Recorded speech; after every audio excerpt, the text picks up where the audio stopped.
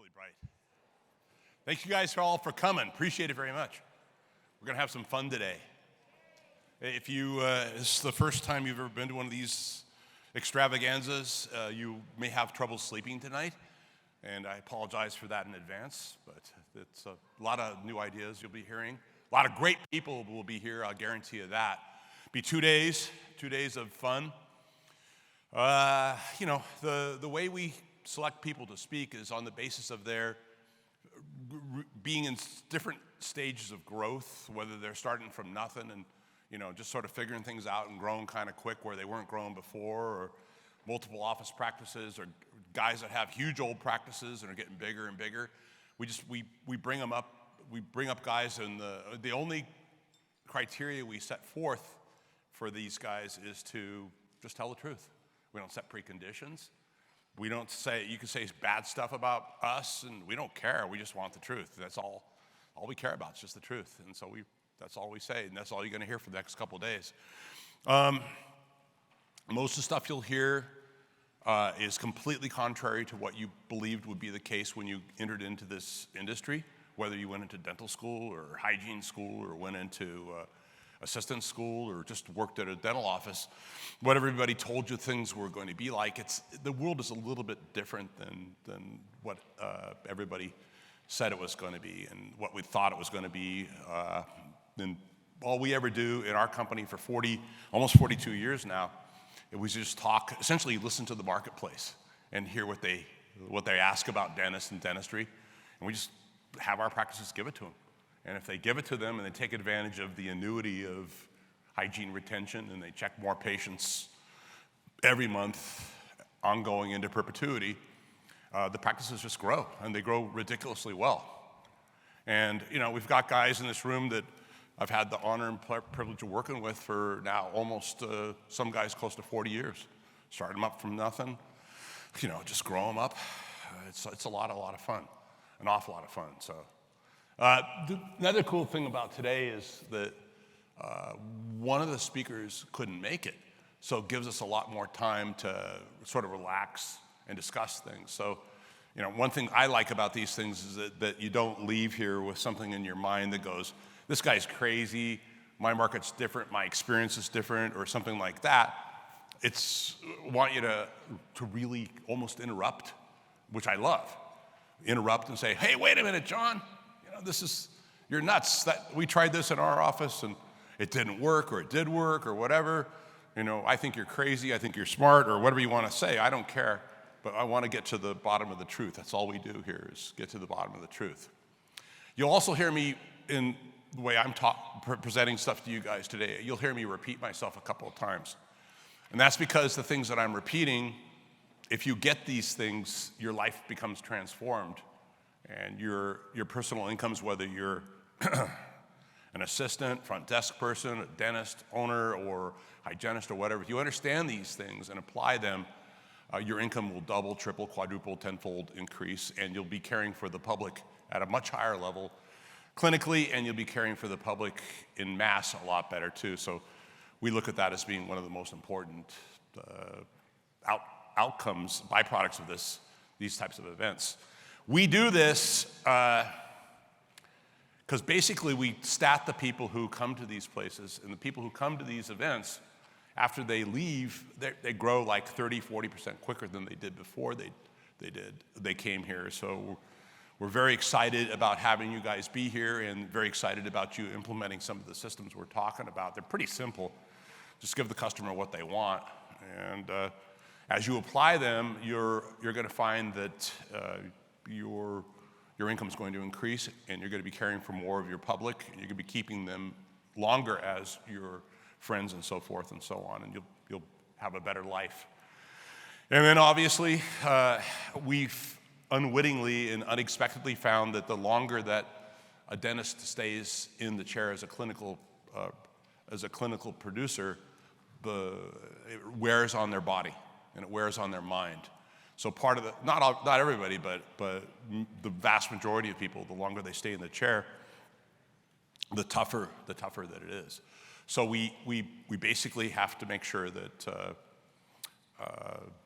that we give you an avenue by which you as a senior doctor can reduce time, spend more time with your family, not put your family at risk because you hurt your arm someday or something like that and can't practice anymore. We want you to have the ability to grow and prosper while not being in the office. And that's one of the biggest, most important things that we do here as well. So it's pretty interesting, hopefully interesting. So what do you think? Should we start? Yeah, not everybody's here, but I'll just start anyway. What the hell? So a lot of what we're going to talk about today has to do with the way that the marketplace looks at dentists. Not necessarily the way we want them to look at dentists, but the way they look at dentists, the way they think, the way that they rarely tell you what's on their mind. They tell us what's on their mind. And so as sort of an introduction to that way of thinking, that sort of thought process, I want to show you this. Go. Come on, go.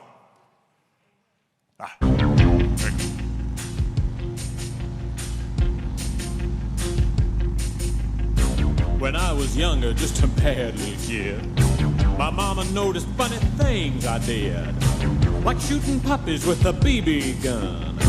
I'd poison guppies, and when I was done, I'd find a pussycat and bashed its head. That's when my mama said, "What did she say?" She said, "My boy, I think someday you'll find a way to make your natural tendencies pay. You'll be a dentist. You have a talent for causing things pain. Son, be a dentist. People will pay you to be inhumane. Your temperament's wrong for the priesthood, and teaching would suit you still less. Son, be a dentist. You'll be a success."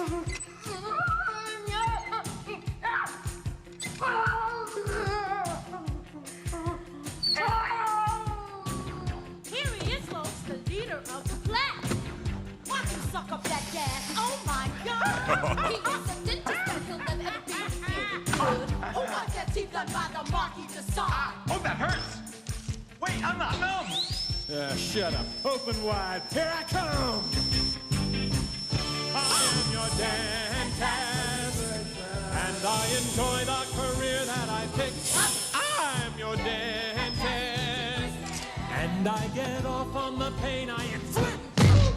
I thrill when I drill a bicuspid. It's swell, though they tell me I'm maladjusted.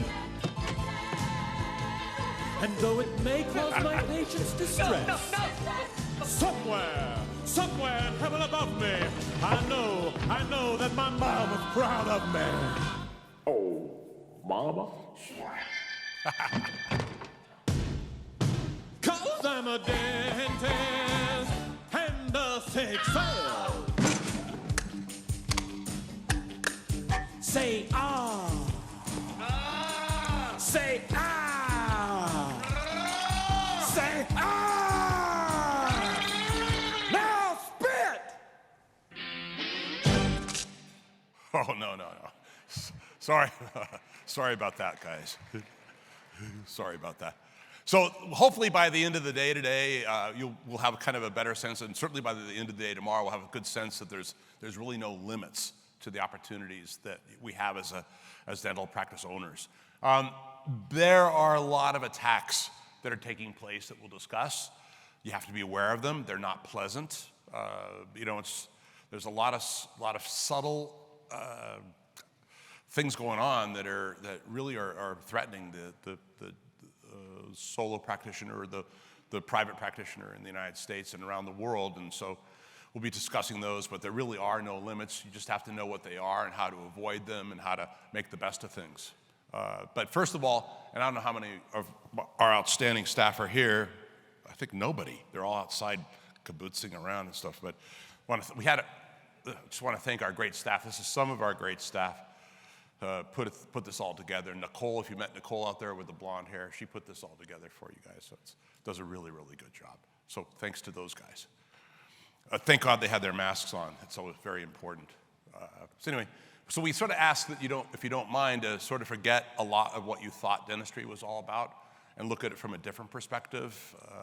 A lot of things we're going to say is extremely, extremely shocking. It'll be very, very shocking for you to hear it, but it's all based on nothing but the truth, only the truth. A lot of new data. It's all data. We've been running data on the consumers and practices for 41 years, and there's a lot of directions that practices have to take these days, but it's only based on the truth. It's sort of peaceful to have this sort of almost a very, very divine light of sorts, having this data that provides this sort of a backbone as to what a practice has to do. If you stick to it, you'll be rewarded massively. Oh, how does I get to go back? There it goes. So we're basically running a conduit between what the consumer is thinking and what they want out of a dentist and telling you what they're not telling you in your office. We're telling you what they're telling us, which is they won't tell you face to face. Because a lot of times they're upset to tell you, they're shy to tell you, they're conflict adverse or whatever, but we study these guys, talk with them, so forth, and we're just telling you what they want out of a dentist. And we give them what they want, they're gonna make life very, very nice. Only data, nothing but data. We're not gonna tell you what you wanna hear. We're not like Santa Claus. This is not like Fantasyland or something like that. This is not like a Lumineers convention or something where you're gonna make $1 million a day selling people chiclets or something. This is just the truth. A lot of it's tough, a lot of it's easy, most of it's fun over the long run. Just math and science, no intuition, no guesswork, never. Just research, only certainty. If you do what we tell you to do or suggest you do, you always do well. We never screw around with stuff. If it looks like it's not gonna help you, we wouldn't say it if it hadn't worked 100 times before that day. So your future will be better after today, much, much better. It's all simple. It's all about scientifically marketing to attract better patients into hygiene, always checking them, and cumulatively retaining these patients over the years, and always checking these always increasing numbers of patients that are returning for hygiene. And you find a lot of work, the public's healthier, you make more money, they're healthier, they do fine. It's really, really cool. It's a compounding annuity, if you know what that is. Oh, by the way, I do want to reinforce, interrupt me if I say a word that you don't understand or a concept that you don't agree with. It's really important. Just yell. So, biggest opportunity most practices aren't taking advantage of right now is adding hygiene appointments 6 months later in proportion to the current month's new patient flow, plus the expected new patient flow 6 months later. Is that simple enough? Really, really simple shit. Oh, can't say shit. Really simple, sorry, Janet. Sorry. I tried, but yeah, it's really super simple. It's really super simple. Just if you got 200 patients in your hygiene department currently, and you get 100 new patients this month, 6 months later, on top of the 200 that you currently have, you have to proactively add another 100 to retain the patients that came in 6 months earlier, plus the 100 that you expect to get, and you have to have 400. If you don't add this amount, you can't process either all the returning patients nor the new patients, if this makes sense. Very, very difficult for many people to understand this. It's that simple. That's what you got to do. It's the best investment you'll ever make in your life. And I'll give you the mathematics. You add those appointments, and if they don't fill with returning patients, we'll fill them with new patients. So that's how these guys are going through the roof. Pretty simple. So we're going to talk about, enhancing profitability, basic growth, hire better dentists and staff, new patient triggering data and research, concepts related to your practice sale if you want to sell it, why you should, why you shouldn't, and how to build a little bit better culture. It's all math, all data, only certainty. As you do what we ask, you'll do well. So we're here to possibly change your life while caring for more of the public, and we knowingly must include staff in this. We have to make sure as the practice grows, staff are similarly prospering in proportion to the growth, because we know after 41 years of doing this and running my own business now for 41 years and having a lot of staff, that if staff doesn't prosper in accord with the company, nothing works. It doesn't work. Everybody's got to win. Patients have to win, staff have to win, because a lot of times we'll ask staff and doctors and hygienists to do things they don't want to do, work hours they don't want to work. So if they don't get disproportionately compensated for this inconvenience, maybe a little bit harder work, they're not going to do it. They're going to block it. You're not going to have the patients. Patients are a pain in the butt if staff isn't paid more money to process them. I used to think these guys are being kind of like disingenuous, but in reality, what's happening is that they're just humans. They're going to work more. They got to get paid more. So we're the largest and oldest company in the world that's ever done this stuff. Nobody's even come close to doing anything like we're doing. I think we're in, it's hard for us to go into other countries right now, but in 2019, we were working in, I think, 10 countries, aside from the United States. So a lot of this stuff is really done everywhere. We do research in these countries. We've done a lot of experience. I think they did about the reason we don't give 2020 as a statistical basis because it was such a screwed up year. So most of our guys were closed for 2 months, 3 months in some cases. So to look at it as a standard, we just look at 2019 as being the baseline for 2021. Next year, of course, we'll look at 2021. It's more of a normal year.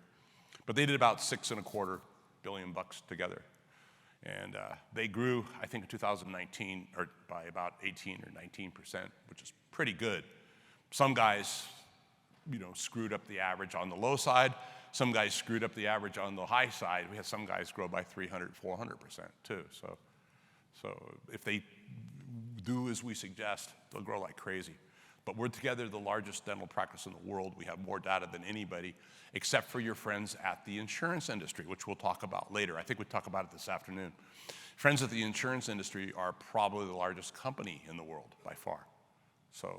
But you don't know it because they hide their assets, they hide their continuity of ownership and things like that. So they have more data than we do. Now that they own a number of the software companies and retrieval companies and scheduling companies are owned by the dental insurance industry, which, by the way, you think it's the good old Delta, good old Blue Cross, good old Cigna or whatever, but they're all the same company. They're legally all the same company, but they don't let you know that. They don't have to let you know that. So they once they control the information and can get data on patients, which they can now, they can basically use that to manage patients away from the chair if they want to reduce utilization. I hope you understood what I said. The insurance industry has an incentive to drive patients out of the chair. Do you understand? Because they want to keep the premiums that the companies send them. So if you keep people out of the chair, they're not using their insurance, so they keep the money. Welcome to America. But it's not just America; it's a lot of other countries.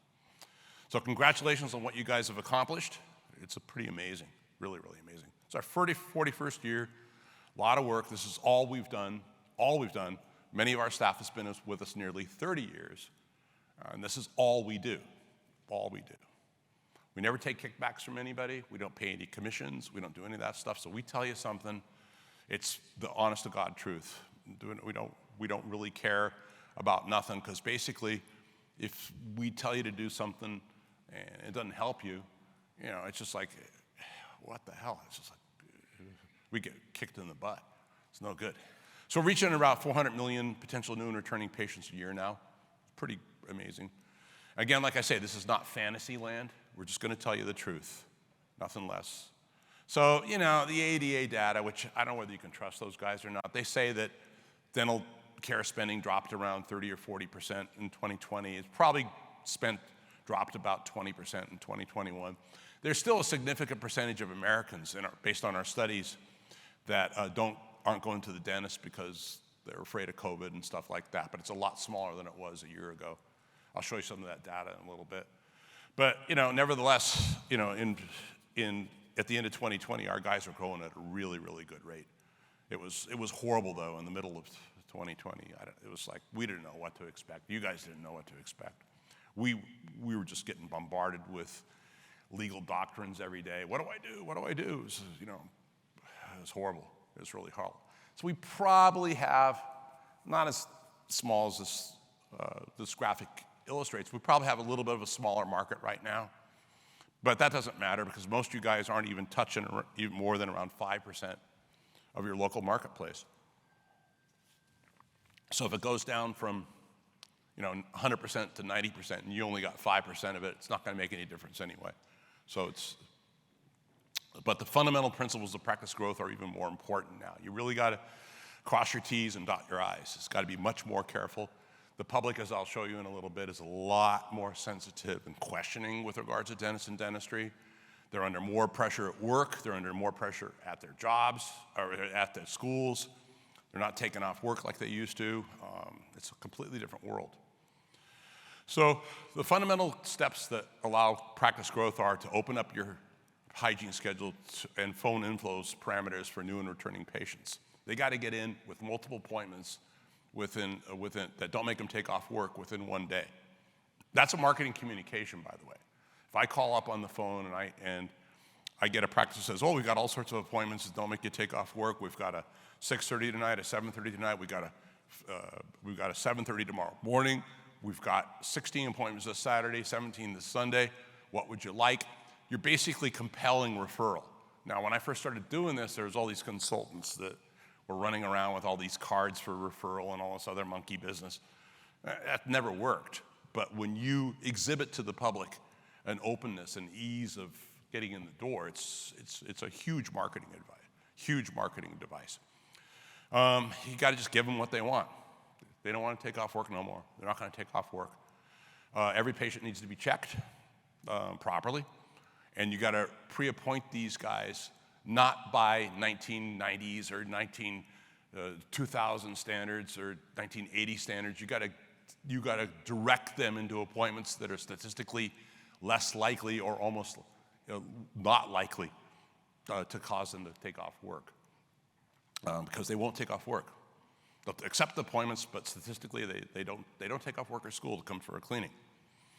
And we look at 1,000 practices a day.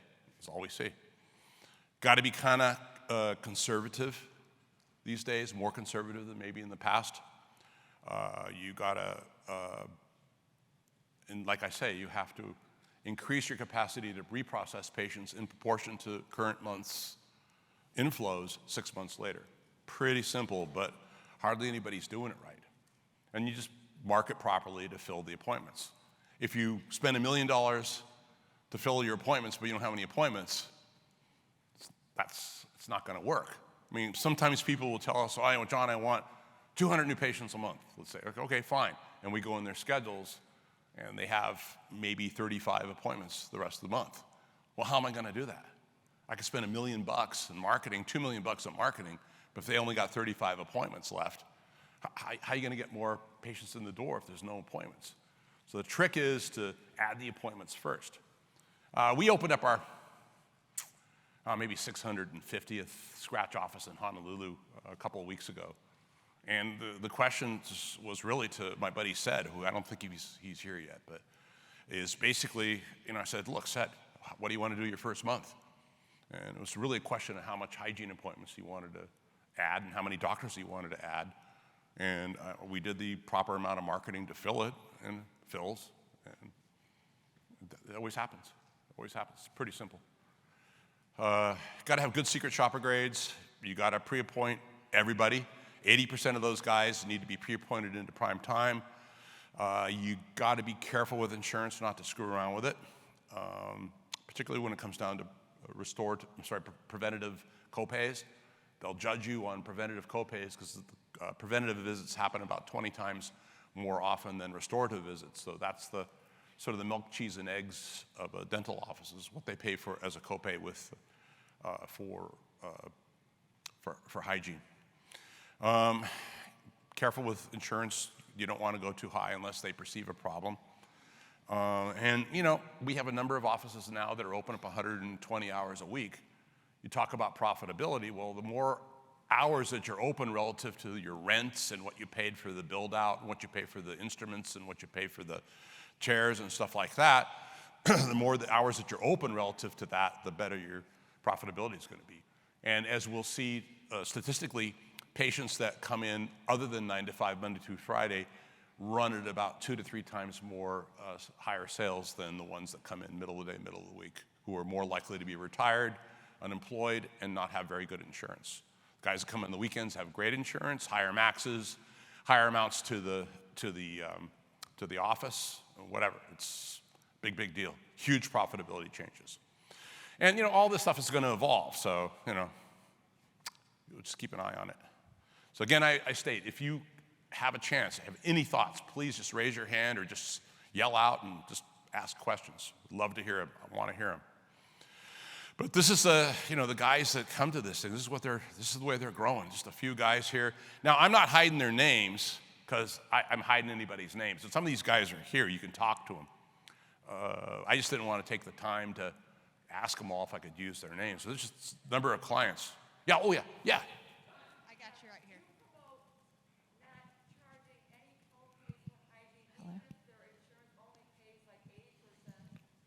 If their insurance pays 80% and the patient was to pay 20%, we leave it up to the practice.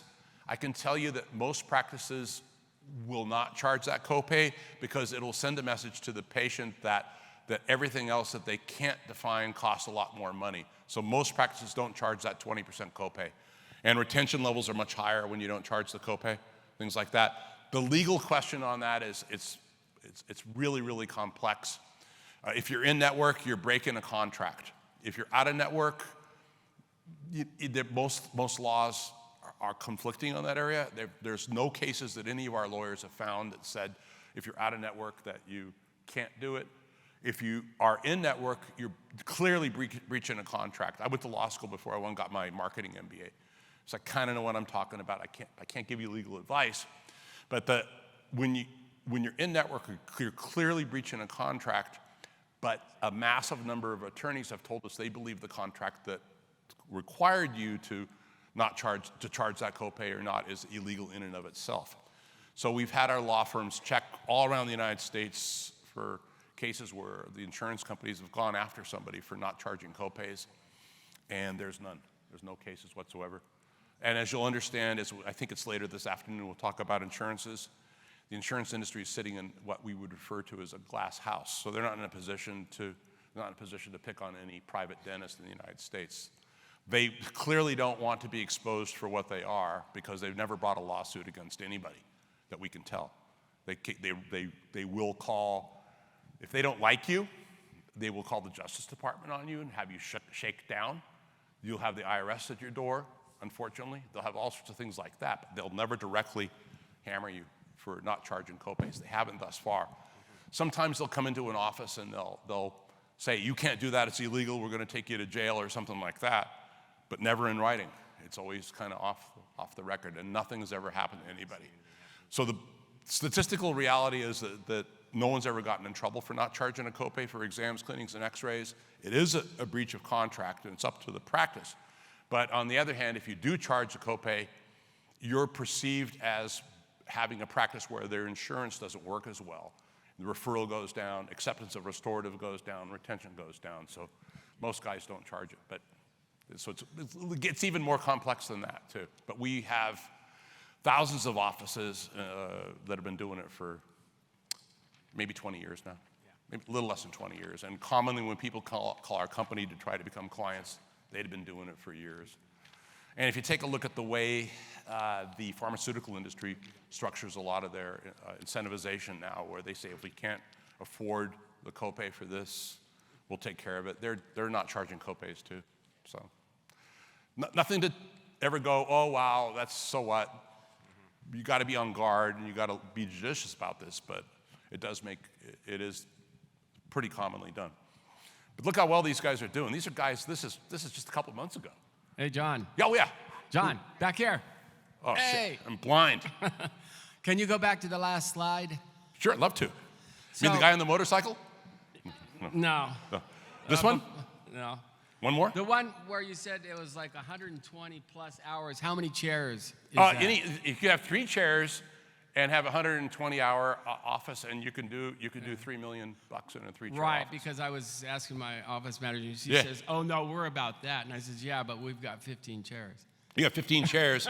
If you got 15 chairs, you can do right around 1.4 a month, 1.3 a month. But you got to be pretty close to 120 hours. I've got a number of 10-chair offices that are running around 1.1, 1.2 a month. One more question. Sure. God, the lights, man. It's like Stevie Wonder up here, man. I can't see nothing. Who's the lucky questioner? Oh, good. What about like when you go back to the copays? What about when they say that they have to meet deductibles? Huh? Their deductibles. Do you have to charge the deductibles? I think a lot of guys don't. I think most guys don't, but it's up to you. Again, in other words, do you want to have these guys referred? Do you want to have these guys stay in their practice forever? Do you want to have these guys, in your case, accept orthodontics? Let's say, and stay in for years. You're more likely to have them not come back the more that you charge a deductible. I think the majority don't, but we've never made a study of it. We have made a study of preventative copays, and that's a certain deal. So I hope that answers your question. Anything else? Oh, sir. I can't see. Yeah. I know. That's a lot of guys are open like 15 hours on Saturdays and Sundays. That's when the best patients come in. And they're open up from 6 a.m. to maybe 9 p.m. Monday through Friday. A lot of practices will shut down between like noon and 3 or noon and 4 because the cancellation no-show rates are so high and the production level's so low. And they basically shut down, certainly shut down for hygiene because this is ridiculous to even try to do that. But as you'll understand as we go through some of the statistics, the patients that come in during the hours other than 9 to 5, Monday through Friday, are by far your best. So you're hopefully understanding that any barrier you put up that keeps people away from a dental office is going to really hurt you, and you want to remove whatever possible barrier you can. So making it easy for them to get in the door is, paramount. And then if there's a copay, they go, I don't know. And it affects a lot of referral, it affects a lot of acceptance, things like that. This is what happens when you add hygiene. We ran this study just a couple of months ago of guys. So actually, I just had breakfast with him. Dr. M over there in Ontario. I don't know if he's here or not. Probably not. He probably went to bed. But he adds about 400 hygiene appointments a month, and he's going to grow by 2.4 million this year. This always happened. In fact, that particular gentleman who I think is speaking later today or tomorrow, he only incentivizes added hygiene. Nothing else is incentivized in his office because he knows that as a byproduct of adding hygiene, his doctors will check and his doctors will find work and the practice will grow. He only heavily incentivizes hygiene. He has a master of hygiene, which I'll talk about, which is like a hygiene czar who's heavily paid for pre-appointing properly, making sure that if the people don't come in, that they're called and brought in and reactivated on a regular basis, but mostly just pre-appointed properly and adding hygiene properly. But it's all about hygiene. It's all about hygiene. Public's pretty healthy these days. We're getting mixed data on emergencies. When I first started doing this in 1980, I was like 27 years old, and I was like, what the heck? I kept on hearing about everybody wanted to have emergencies, and there were a lot of emergencies back then where people were actually in pain, and their faces were all puffed up and stuff, and they were getting down to the dental office at 2 o'clock in the afternoon, taking off of work because they couldn't bear to be at work, and they called those emergencies, and there was a lot of those then. Now that I'm getting this conflicting data about how many emergencies there are in the United States, and they're all coming in on Saturdays. I go, well, wait a minute, if they're emergencies, why are they coming in on Saturday? Is that really an emergency, or does he just have a bothersome thing, or what? So the bottom line is that it doesn't appear anecdotally that there's that many emergencies anymore. And I think a lot of that has to do with the fact that Americans and the rest of the world have easier access to getting cleanings.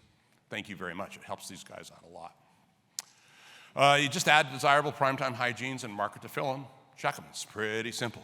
So the methodologies that we use are like Boeing. I study the aeronautics industry, and their rule is, and probably Boeing ain't the best example anymore, but is to basically let a mistake happen once, find out the root of it, and don't let it happen a second time. So that's the methodology we use in our own company, hopefully, and the methodology that we encourage you to use in your practices, and we guide you ahead using the same stuff. We see something screw up somewhere, we'll let you know right away so you don't do it in your practice. But it's pretty much an ongoing sort of a study of how to do things right in a dental office. And just like Boeing, for instance, if a rivet falls off, a 737 somewhere, in Pakistan, everybody in the world who has 737s knows about that rivet and will look out for it on their planes. So it's the same sort of deal. So there's a lot of these planes in the air every day. They don't crash. There's no crashes in the United States. There's one fatality in the United States for, I think, the last 20 years or something like that. Engine blew on a Southwest airline plane. Poor lady got sucked out. But because of this type of methodology where you let a mistake happen once and never let it happen again. So all we're talking about here is the truth. It's only the truth, and that's all you hear from us is the truth. Unvarnished, sometimes uncomfortable, but just the truth. And anything you hear from us that's not true, you let us know right away, and we'll get to the bottom of it. So patients are a lot more suspicious. A couple guys, certain sectors are still COVID fearful. They're questioning. They're even angry with dentists, and can't look at the dental world the way that it used to be, and the way we look at it right now is not the way it's going to be in a couple of years. It's constantly changing. But this is not some sort of a slam. There's huge opportunities out there, huge opportunities to give the evolving consumer what they now want, which is different than what they wanted last year, and what they want now is different than what they're going to want in a couple of years. Huge opportunity. So what do you want for your future? And there's a lot of opportunities here, a lot of opportunities. Are you really adhering to your oath to care for your public? How's your retention level and hygiene? Are you caring for those people who came into your office? Are all of them coming back to your office? Or do you think they all moved out? They didn't move out. The highest move-out rate we ever found was Apache Junction, Arizona. Death move-out rate was around 7 or 8% there. Most of the United States is most of the United States is in the neighborhood of around 4% a year. Dies and moves out. Not much. They're still around. So are you adhering to your oath to care for these people if by way of the configuration of your practice, you're not allowing them to return the way they ought to be returning? So please open your eyes to the amazing opportunities of the future and throw away some of the old thoughts of the past, please. It's a new golden age. A lot of great things can happen. Some of these transitions that have taken places in many of your offices has been extraordinarily fun. I mean, it's wonderful to see things happen. Just practices explode, largest practices in their states, largest practices in their cities. But it's all possible for everyone here. Even though you think it's not possible for you, it's absolutely possible. Even though you think your market's different, it's not different from a statistical perspective. Oh, come on, get back here. No guesswork, only science. So you have to understand, please, that consumers are like a river. It's very difficult to change their course. We have to understand what their need and want structure is, what their attitudes are, what their behavioral patterns are, and we have to work within it. It's very difficult to change them. We got to determine what it is and embrace it, even though we don't necessarily like it, and give it what they want. We can't give them what we want them to want. We have to give them what they actually want. So the golden rule of marketing and advertising is to do unto others the way they want done unto them. Got to find out what they want, what words are most important to them, what configurations of practice is important to them, and give them what they want. All marketing is holistic and integrated. And this wasn't really fully understood by the American academic or the world academic marketing world until really the last 2 or 3 decades, because basically you do the best marketing in the world, and if the business that's being marketed doesn't live up to the promises made in the marketing, well, the whole thing goes to crap. It dies. And so, at my graduate school of marketing up at Northwestern, when I started my business, I was so poor I couldn't even afford to make long-distance phone calls, and so I didn't really know what was going on in my graduate school. But at the same time, I had in the 80s and the 90s had decided that I only wanted to work with dentists and nothing else. So we built this sort of massive research database of dentists and only dentists, and we basically built a sort of a vertical marketing firm where we knew more about the dental offices than the dentists themselves knew about their own offices, and got a whole bunch of information. And we basically asked our practices to configure their practices in such a way that the marketplace would be given what it wants. So we found out what the marketplace wanted, and we told them in the advertising that they were going to get at the office, but then we configured the offices to also give the customer what they wanted. Anyway, it turns out the graduate schools, particularly Northwestern, the senior dean there, who just unfortunately passed away, he had been evolving along the same path, and they started calling, no longer do they have advertising schools, they call it IMC schools, which is initials for integrated marketing communications, because they're without the product giving the customer what they want, how good is the advertising? Without the advertising giving the customer what they want, how good is the product? Nothing can sell. So it all has to be interconnected, intertwined. Advertising is just one component. Everything's intermixed. And then, when we finally got together, when I had enough money to go out to Chicago and go out to India and hang out with one of my other buddies, it turns out that exactly what they had been evolving into was exactly what we evolved into. So it was a lot of fun exchanging notes. So you got to the practice has to deliver what the patient wants. Advertising alone ain't going to help it. A lot of data. Everything's intertwined. But advertising alone just really can't work if the practice doesn't deliver what was promised. Kind of like if you see this real cool car on an ad or whatever, and wow, it looks so cool. It's going down all the windy roads and so forth, and it looks so sleek and cool. You go into the showroom to check out the car, and the door falls off or it doesn't start or something like that. It's the same thing. And we just want to make sure practices don't do the same thing and have any doors fall off when patients come in. There's no magic bullets. There's no shortcuts. It's a fairly precise formula. It's a prescription of sorts. It can't be. The more that you screw around with it, sometimes it's you pick and choose like it's a smorgasbord. The more you do that type of stuff, and sometimes it's the things that are omitted are kind of minor. Sometimes the things that you might omit are fatal. They'll just completely screw up your whole opportunity. So be really careful with this stuff. It's very, very precise, very prescriptive. Many of the things you're not going to like, but I'm just telling you what the customer is telling us. But don't be careful not to pick it around. No amount or quality of even our newest, most aggressive marketing can surmount what the consumer perceives as a closed door. So we have to make sure the practice is configured to meet or exceed what our research has indicated the marketplace wants. So it's pretty important to stay on this. Let's take a look at some of the research we've done. I'll go through it fairly quick. It's ongoing research and study, but the major research we do about once a year. We use Northwestern University interns for the last decade or so. Most of them have been the best Chinese students that get into my graduate school.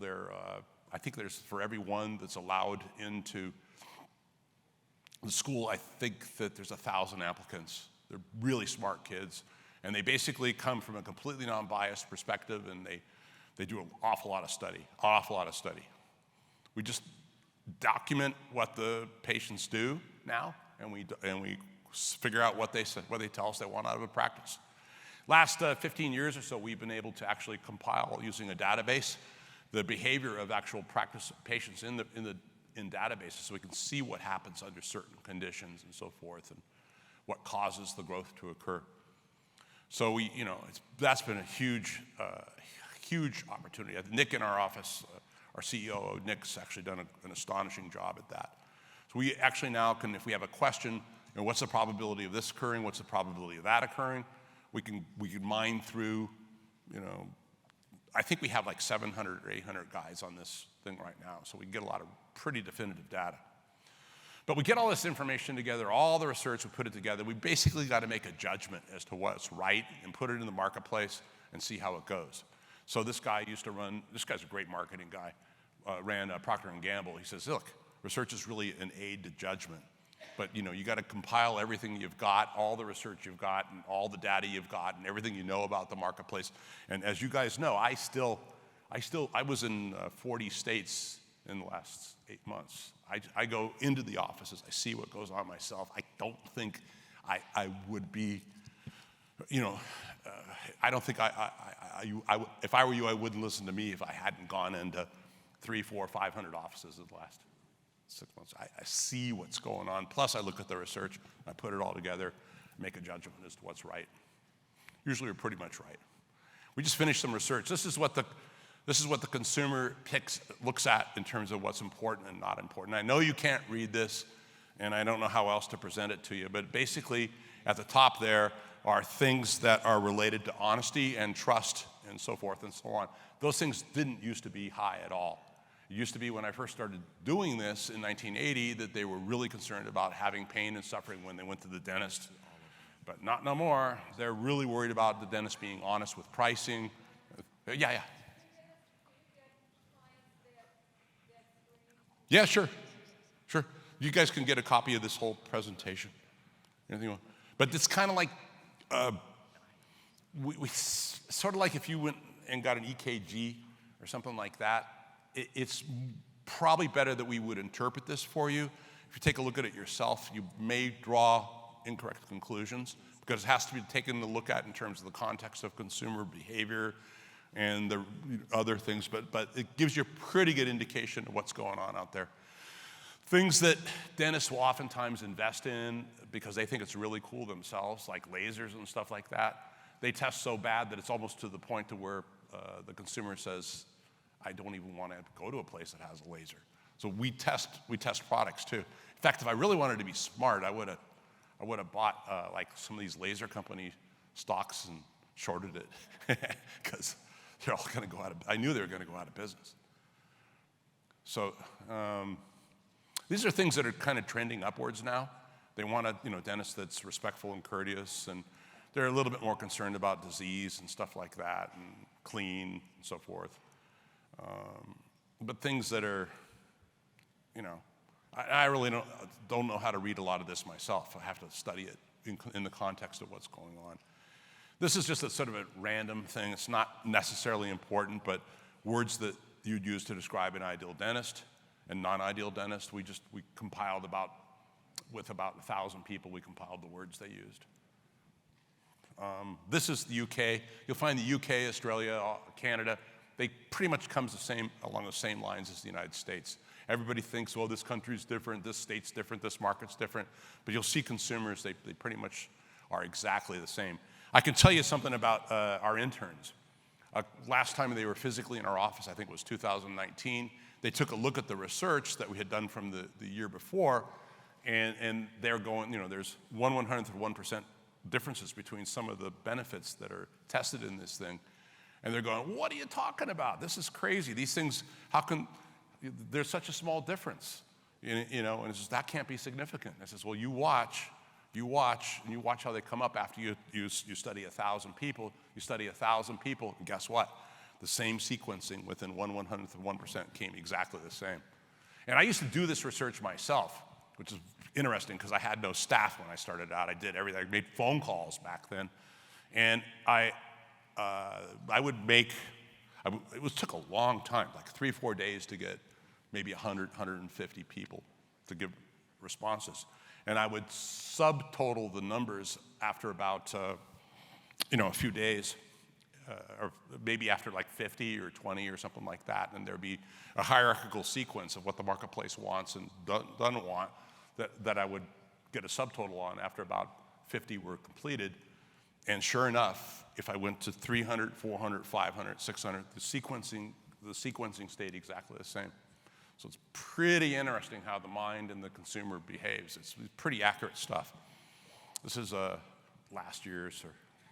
So they just want a dentist who can be trusted and is honest about their patient's dental condition. But they wouldn't be concerned about this stuff if they hadn't felt that they had been ripped off. And we'll go into the things that they may believe are rip-offs at dental offices you have to be really careful with. So, the marketing we do, the mail marketing we do has to reflect, more of a high trust imagery, high trust words. We throw in the word trust, in there properly, like, Dr. Smith has a 21-year trusted Savannah, Georgia dental tradition or whatever, stuff like that. In 2014, sterilization was a big deal, but trust was rising. In the 90s, sterilization and comfort, and listening, explaining were important. In the 80s, the gentle and comfort were real high. We ran a bunch of Google search analysis, and we found that the number one word that they used to find a dentist is unfortunately Delta, and dental insurance and things like that. So they're looking around. Unfortunately, the dental insurance guys got some stuff going on. Cleanings, deep cleanings, it's shocking. So we had the interns go through a bunch of about 100,000 Yelp conversations in about 5 or 6 major cities. And they found, of all conversations that were negative, very specific clinical words related to soft tissue management, scaling and root planing, so forth. Very specific words kept popping up, more than any other word related to dentistry. So basically, they were telling one another to stay away from these offices because of this procedure. They're very aware, specifically aware of soft tissue, and really have to be careful with it. And if you want me to, I'll tell you exactly what I would do if I were in your shoes. And it doesn't mean don't do it. It means do it in a way that you don't alarm them or set off alarms in their mind. Because if they're telling each other in Yelp conversations about very specific probing numbers and scaling and soft tissue and using these perio words and so forth, the office has to be very careful not to set off alarms in the public if this sampling of Americans says they're already aware of it. So you use those words, and I would probably do what most of the rest of the world does, which is just do the cleaning a little longer and tell them it's just going to be a little longer cleaning, and say, well, we may have to bill your insurance a little differently and then bill for the soft tissue. I personally would not collect the copay, because they said a lot of stuff about, I got billed for $500 or whatever it was for a cleaning. They get really, really upset about that stuff. Now, keep in mind, this is what the public is telling one another. When they sit in your office, particularly Americans, they're conflict adverse. They will tell you, this is the best cleaning I ever had. I love it here. It's fantastic. Yes, I'll be back 6 months later at 9 a.m. But not only will we not see them ever again, but they'll tell everybody else they know to stay away, as they did in these Yelp conversations. So be really careful with this stuff. So by doing the typical 1980s soft tissue management approach, you may as well just be kicking them in the butt, kicking them out the practice, because that's the way they behave.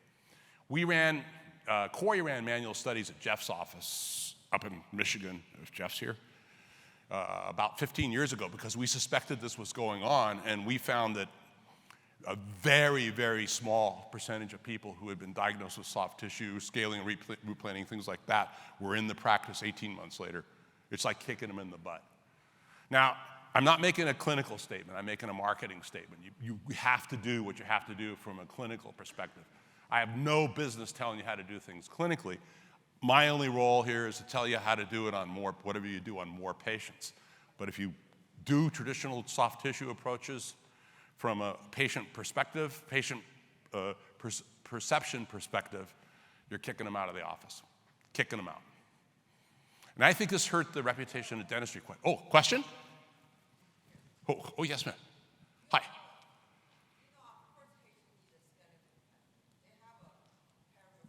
Yeah.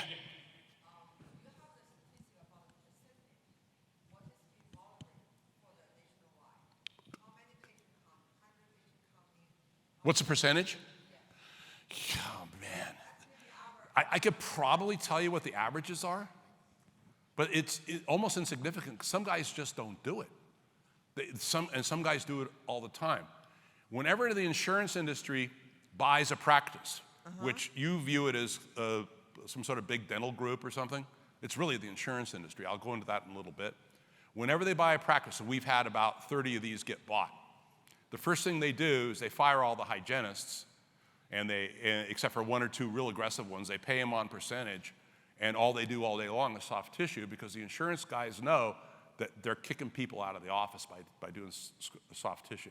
So you got some practices that'll have 30, 40, 50% soft tissue, but the smarter ones are down to the 5% range, 3%. But I'm saying that doesn't matter to me what the percentage is. I'm saying that I don't want the patient to be perceiving that they had this procedure take place, and just bill the insurance, take what the insurance pays, and don't make a big deal about it. Don't use the clinical words. So don't charge a patient for the copay for the scanning root planning, or? Could you say again, ma'am? That means you don't encourage us to charge patient for the scanning root planning, the copay?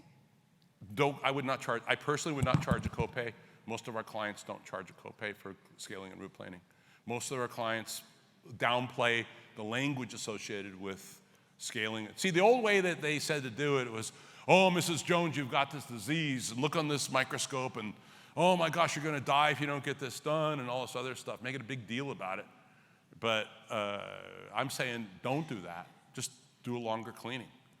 I mean, and I'm no clinician, but I'm told by my dear friends that are great clinicians that all it really is just a more extensive cleaning. It takes a little longer. And if it takes a little longer, you tell the patient, hey, it's gonna take a little longer here. May have to bill your insurance a little differently. Downplay everything and just do it. So I don't care whether you have 30% of your practice do that or if it's none. You have to do what's right for the patient, of course, from an ethical and clinical perspective, but I just don't want the patient to perceive that something was really extraordinary done or that's a big deal, because we'll send out, even though they won't tell you, it's sending off alarms in their head to going, these guys are ripping me off. It's unfortunately, by way of their behavior. And we're looking at, I used to do this in meetings like this. I used to say, look, you go back and take a look at your own practices and see how many people who've been diagnosed with soft tissue are still in your practice after a year and a half. And if it's more than a few percent, give me a call. And I don't get too many calls. I never got a call. So it doesn't matter to me but the percentage across the United States is probably like around 5% of patients. But it spikes in lower income areas. It spikes if the insurance companies own the practices, because they know it's a tool to kick people out of dentistry. They use it as a tool to lower utilization. You understand that, right? It's funny. I can tell you ahead of time what they're gonna do. They'll use soft tissue as a way to drive people out of the practice. Sir? Stay on the SRP topic. Yeah. So you tell them that you're gonna bill their insurance differently. They're gonna ask you, what do you mean differently? What's your response? That hasn't ever come up that I heard. We're just going to bill slightly, because patients don't care how insurance is billed as long as they don't got to pay. So they don't pay. You pay nothing. You just bill your insurance differently. So I'll talk to I never heard it come. Never got back to me. Never got back to you. So I talk to patients like every day, and we show them like their X-rays. We probe them. We let them know, and I feel like it's more financial and fear, but when I talk to them, I realize it's more like an embarrassment that they need a deep cleaning, not really. I would agree with you. I would agree with you. So you would just say it's just the cleaning. It's just the cleaning. That's what the rest of the world does. Right. Just the cleaning. Like the cleaning. They made a big, Academy Award-winning presentation to these guys. Oh, you're going to die. Your head's going to fall off. You're going to bleed to death. All this crap in the 80s. There were consultants that came out and did this stuff. Big old theatrical deal, all this crap, and it's just like, the rest of the world it's just a longer cleaning. I mean, Canada has more units, I think, but the rest of the world just the cleaning. It really hurt dentistry, I think. Now, one of our great practices largest practices in Jersey, which we started from nothing, is like 10 offices now. The guy got I don't know if he's here or not, he got a specialized MBA up at Columbia in statistical analysis, does a great job of analyzing his practices. And this shows that as the SRPs decline, production increases, and as SRPs increase, restorative production decreases. In other words, the way the patient talks to you in this situation is they're telling you, I don't trust you anymore because I did this SRP, and therefore I'm not going to accept restorative care. Does this make sense? This is how they talk to you, is by their behavior. Americans don't send you a note on flowery stationery delineating their thought processes and things like that. They just leave without telling you, and they don't come back, and they don't refer where they would have otherwise. You really have to be careful with it. Again, I want to underscore, I'm not making a clinical statement, I'm making a marketing statement. I never would ever tell you to do anything that would do anything but help the patient have better clinical care and more patients by far. But I'm just telling you how to keep patients, get them to stay in your practice and refer, and by using the old way of presenting soft tissue, you're kicking them out of the office. And if you want total proof, again, the insurance industry, when they buy practices, uses it as a tool to kick people out. They're really worried about copays and things like that. I don't think that should surprise you. And they feel like things were rushed. They want fees to be explained a little bit better. 66% told us essentially they dislike sales pressure techniques. So low key stuff, low key. This was a year ago, we ran a study that 42% of Americans said they're going to cancel their next dental appointment because they're afraid of COVID. And that corresponds with pretty much the percentage of Americans that were pretty fearful just generally about COVID. Was around just a little under half of Americans are pretty fearful of that. But we just ran the study again about 3 weeks ago, and it's down to about 17%. You're still going to have cancellations and no-shows related to COVID that are going to be a little bit greater than normal, and you have to redouble your efforts to make sure that you're pre-appointing properly and maybe even overbooking a little bit. This would dictate that you overbook by about 10 or 15% to make sure that you're going to be more full. 75% of Americans don't rely on online reviews when choosing a dentist. I mean, that should be pretty obvious to you by now. They're so easily manipulated. The other 24% will figure it out when they get out of high school. But it's just, this is something Bobby and Justin, I don't know, Bobby from Treatment 24/7, if you haven't talked with those guys, you should talk with these guys. They give us great data. This is pretty obvious, but it shows the degree.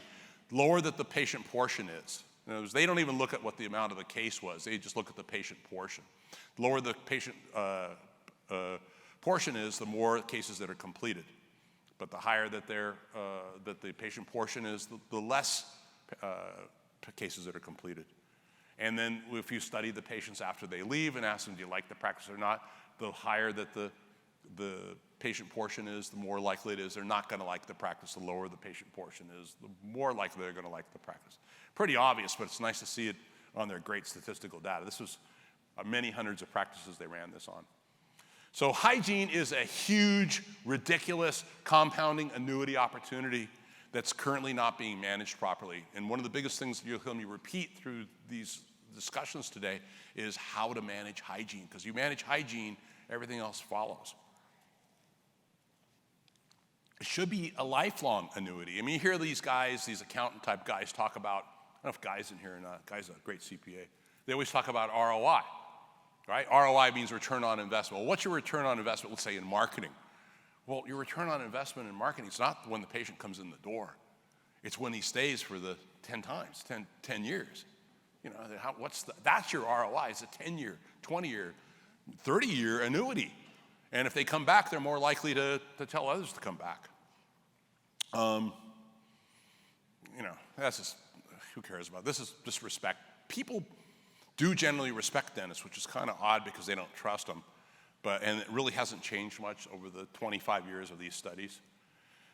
Most people don't remember their doctor's name.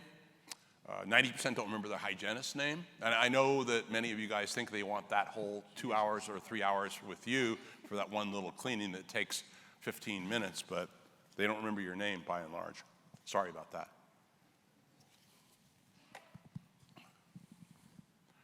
Yeah, it's confounding, very confounding. Loyalty, well, you got to earn loyalty. There's no such, it used to be when I first started doing this, it's almost like you're joining a country club to go in a dental office. Well, he's not a member of our practice, he's not enrolled in our practice, all this type of crap. Public doesn't think that way anymore. You don't give them what they want, they're done, they're gone. You give them what they want, make it easy for them to come in and come back, they're there forever, always there. Most people don't know what type of insurance they have. In this particular case, we surveyed 1,500 Americans, and half of them skipped it because they had not even a clue. They don't know what their out-of-pocket maximums are. They don't know nothing like you think they know.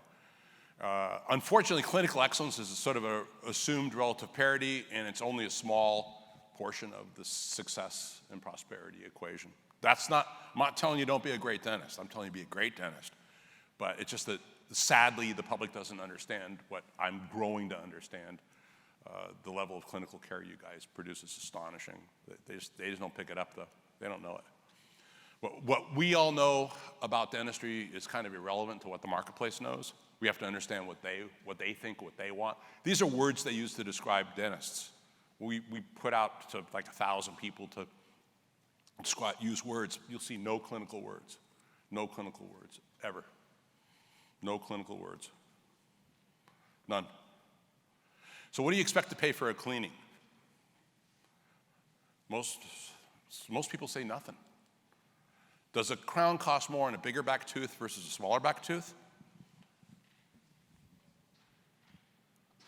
Most guys say they don't know. They don't know. They don't know. They don't know. It happens so infrequently. Remember, a crown happens like once every, a crown happens like once every, 10 years or something like that. It's just not a commonly comparative type thing. It's very difficult for them to compare. They don't understand it. They don't, it's bizarre. Do you know what an orthodontist is? Most people did. Do you know what a prosthodontist is? Not many people did. Do you know what a pedodontist is? Not that many people do, which is kind of a drag. Put this down. Do you know what a periodontist is? Unfortunately for them, a lot of people did. They found out the hard way. Do you know what a CEREC machine is? Nobody did. Nobody did. Nobody did. Man, and a lot of guys say, "Oh, we got to," This guy was selling it in Detroit. He calls us up. It was 15 years ago, 20 years, when they first started bringing them out in the marketplace. John, I got guys flying in from Tokyo to get their CEREC crown. You got to tell everybody about it. They love that CEREC machine. The public doesn't even know what it is. They have a concept. They have no concept. Do you know what an inlay is? Not many.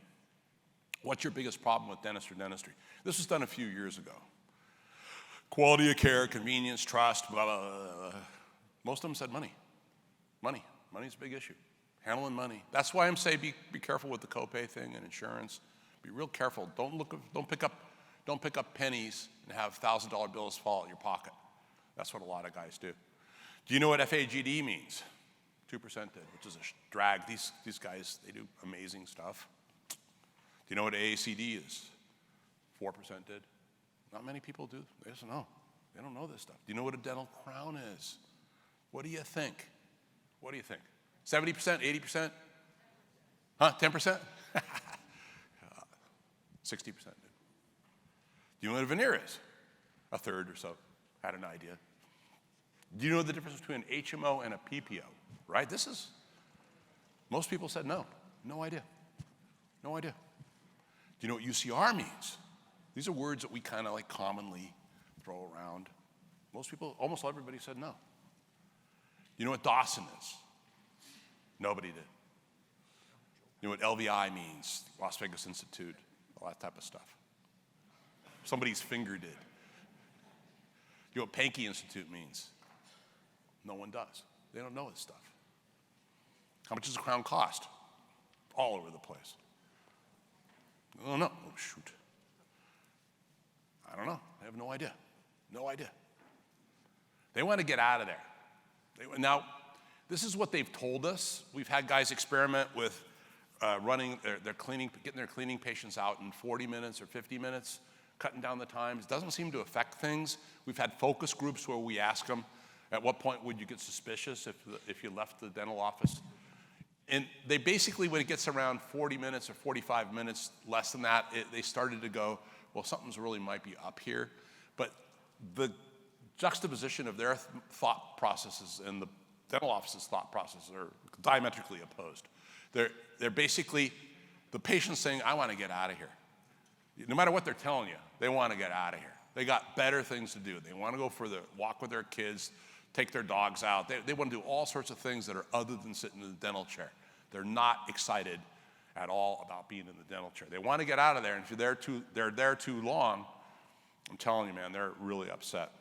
I had a practice in a state where it was started up from nothing, and I was not happy with its level of growth. It was way smaller, way lower growth than I thought it should have been. So I actually went into the practice myself. They didn't know who I was, and I got myself in as a new patient, and I wanted to see what they did to me. Anyway, long story short, before I could even get in the chair, they required me to fill out probably close to 40 minutes worth of forms, as if I was going to have a heart transplant. It's like crazy. It's like, and even if they did the cleaning quickly, I'd still be there an hour and a half. It's like, what the heck's going on here? I mean, and this was in a fairly wealthy area of that state. And these guys will be, they have better things to do. It cuts into their job. Secret shoppers, we do a lot of secret shoppers. It's a random sample of what people, new and returning patients, are hearing out of your office on a daily basis. In order to attain a perfect secret shopper grade, the practice has got to continually add desirable hygiene appointments in proportion to new patient flows 6 months earlier, plus current new patient inflows. Otherwise, your inflow systems jam up. You understand, I hope, that by way of you getting a patient in the door and offering multiple appointments, you're signaling to them that you're accessible, whereby they can actually come back whenever they want. They tell their friends to come back. It's a big deal. It's really important. So you have to exhibit a sense of accessibility. They don't want to wait around. They want it now, and if you don't give it to me now, I don't care if you're the best dentist in the world. I'm not gonna go there, and I'm not gonna tell my buddies to go there. I'm not gonna tell anybody at work to go there, because you made me wait, and it's inaccessible. And also, because you make me wait, every day that goes on that they have to wait increases the likelihood they're not gonna show up to the appointment anyway. So you gotta front load your system so that you get people in right away. I'm gonna talk about a practice that I'm opening up that'll be highly experimental. We'll build it on the scratch practice systems that we pioneered over the last 40 years, but we're gonna layer on top of that about 20 attributes that never been done before, but the marketplace is telling us they want this out of a dental office, but no one's given it to them. One of the components will be no appointments. Walk in, get your cleaning, have 6, 7, 8, 10 hygienists just sitting around all day long. I'll explain how that makes sense. Walk in for your cleaning, no appointment. Accessibility is a big deal. It's a big deal. If over the phone the receptionist says, man, you're gonna love it here, this is a great office, Dr. Smith is my dentist, she's fantastic, the patient's experience in the office will be measurably improved versus what would have occurred had they not said that. It's called the placebo effect. There's a lot of different ways to look at it from both the medical world and in terms of psychological studyings, but basically you're creating an expectation that wouldn't have otherwise been there, which causes the reality to be a little different. It's the same sort of effect where the pharmaceutical industry will have to, and goodness knows how honest these guys are these days, but before a drug gets approved by the FDA, it has to do better than the sugar pill could be the same pill that's being tested. Because the power of the expectation of the pill actually solving the problem, making the headache go away or whatever it is so strong that the placebo effect causes the headache to go away, even though it's a sugar pill or a flour pill or something like that. So you got to use that kind of an effect to your advantage. In the office, over the phone, telling them it's great before the doctor walks in. If the assistant says, you're going to love Dr. Smith, she's really wonderful. My kids come here. I've been in dentistry for 15 years. She's the best dentist I've ever seen. You can really trust her. By the way, the public trusts staff more than doctors or hygienists. So when an assistant says that, it's more valuable than if someone else or a front desk says that. It's more valuable than if a doctor would have said something. So building this level of expectation, pre-selling things is very important to do. A lot of secret shopper calls, I think this year we're gonna run about 13,000, 14,000 or something like that. Maybe 15,000, we do them a lot. And if you don't have them done, you should have them done. We have them, I think the rule is we do them once or twice a month for everybody. But if you need it, if you got a tough situation, like we had a situation yesterday where one of our offices, one office of one of our clients was pretty screwed up. We think the staff might be screwing around with the schedule.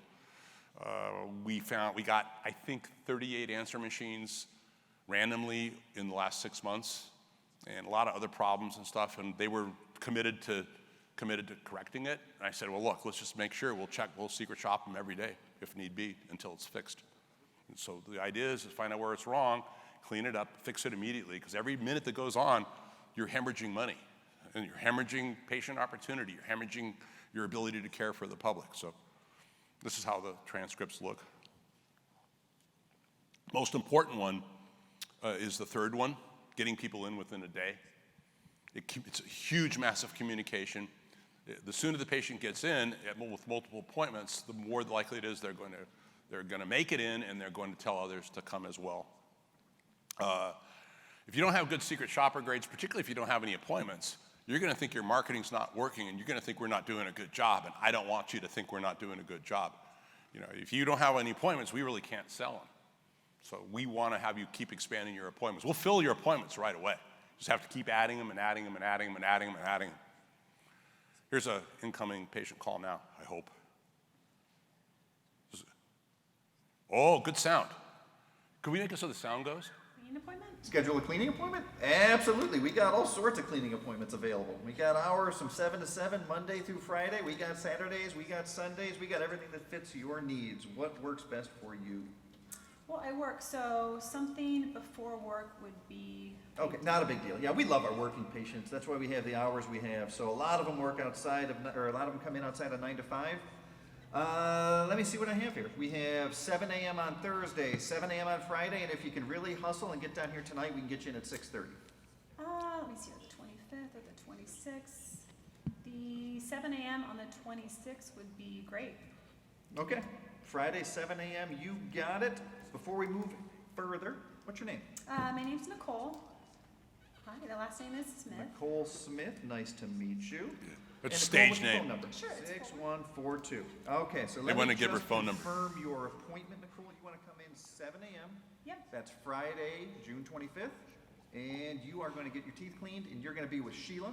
She is a phenomenal hygienist, Sheila. and you're going to get a chance to see Dr. Chase, too. Great. He's been taking care of me and taking care of my family for a long time. You're absolutely going to love him. Now, before I let you go, any other questions you have for us? Yeah, I do have Delta Dental. Do you guys take that? Delta Dental? Yeah, Okay. we love Delta Dental. We love works it. spectacularly in our office. It's wonderful. So if you have anybody else that you know of, friends, family, coworkers that has that same insurance, send them on down. There's zero out of pocket for your cleaning, exams, and x-rays in our office with Delta. Great. Any questions, Nicole, or everything taken care of? Sounds good. Thanks so much. Wonderful. Then we will look forward to seeing you. Thanks for calling our office. You have a good day. Bye-bye. Bye-bye. That's Corey and Nicole. They got an Academy Award for that one. So, you know, you never say their insurance is crappy, even though you feel like it. You say, it's great, it's fantastic. Because you start delineating all the things that are wrong with their insurance. You're basically, they're going to smile at you. They're going to go, oh, is that right? This is, good to hear. They're gone. They think all you're telling them is their insurance works better somewhere else. If they ask for cleaning and you mention an exam, they're gone. But if you do it like that, they're going to make the appointment. If it's multiple appointments within a day, it's a big deal. It's a really big deal. This is just some stats regarding the behavior of practices that have, you know, perfect secret shoppers or nearly perfect secret shoppers who add 50 hygiene appointments. They have 103 new patients a month on average, whereas if they have difficult, less than perfect secret shoppers, it's about a third less. This is the production of that same group. Having good secret shoppers equates to having a lot more production. This one's about a third more production. Practices that never ask patients about insurance over the phone do a hell of a lot more than practices that don't. You ask them about insurance over the phone, you're bringing up a question in their mind as to whether or not that insurance works there or not. And as a result, they stutter, you interrupt the process, and a lot of them don't make it in. Yes, ma'am. Yes. Hold on. Can't hear you. Here's the Academy Award-winning Corey. Autographs later. Who had the question? This young lady right here with the mask. She's robbing a bank, I think. When they ask about Delta Dental, let's say we only take PPO in our office, we don't take Medi-Cal or HMO, and we're not telling them that it's, asking them if it's PPO or HMO, aren't we not gaining their trust by not asking them? Because let's say we say, oh yes, that insurance works great here, and then they end up having HMO and it's not entirely covered. And then they get upset in the end that we don't take their insurance, but we said we did. Isn't that Well, not why would they be gaining- upset? Because then they wasted their time and they have to pay out of pocket for their How do they their waste? appointment. In my practice, if a patient, first of all, you got to understand the statistics regarding HMOs. It's probably like about 2% of a marketplace on average. And if they do come in, it's my personal opinion and my personal experience. You don't charge them. Say, look, Mrs. Jones, you've got an insurance that really isn't insurance. It's a special type of plan. You can only go to certain offices. It's really confusing. Not many people have that plan. Don't worry about this cleaning. We'll take care of that for you. But most of the times the hygienist is sitting around anyway, so what the heck? Who cares? So, and you say, look, next time you have an enrollment period or whatever, see if you can get a plan that lets you to come here and come back. It's called a PPO plan, and most people have those plans, and you should be able to switch over to this. Let's set you up for your next cleaning 6 months later. Because basically, if you're certain, or certainly you're correct, if you charge an HMO patient, that they're going to be upset. There's no question about that. Even if we waive it, they I can't hear it hardly at all. Even if if we waive it, they end up. Corey, what'd you say? He can't hear. I'll translate. She said, even if we waive it, they tend up being upset. I've never seen that. If it's handled the way I just said to do it, they won't get upset. And if they do, they're crazy because it didn't cost them anything. They got a cleaning. Something's you got to send them to the shrink. They got a free cleaning. What the hell?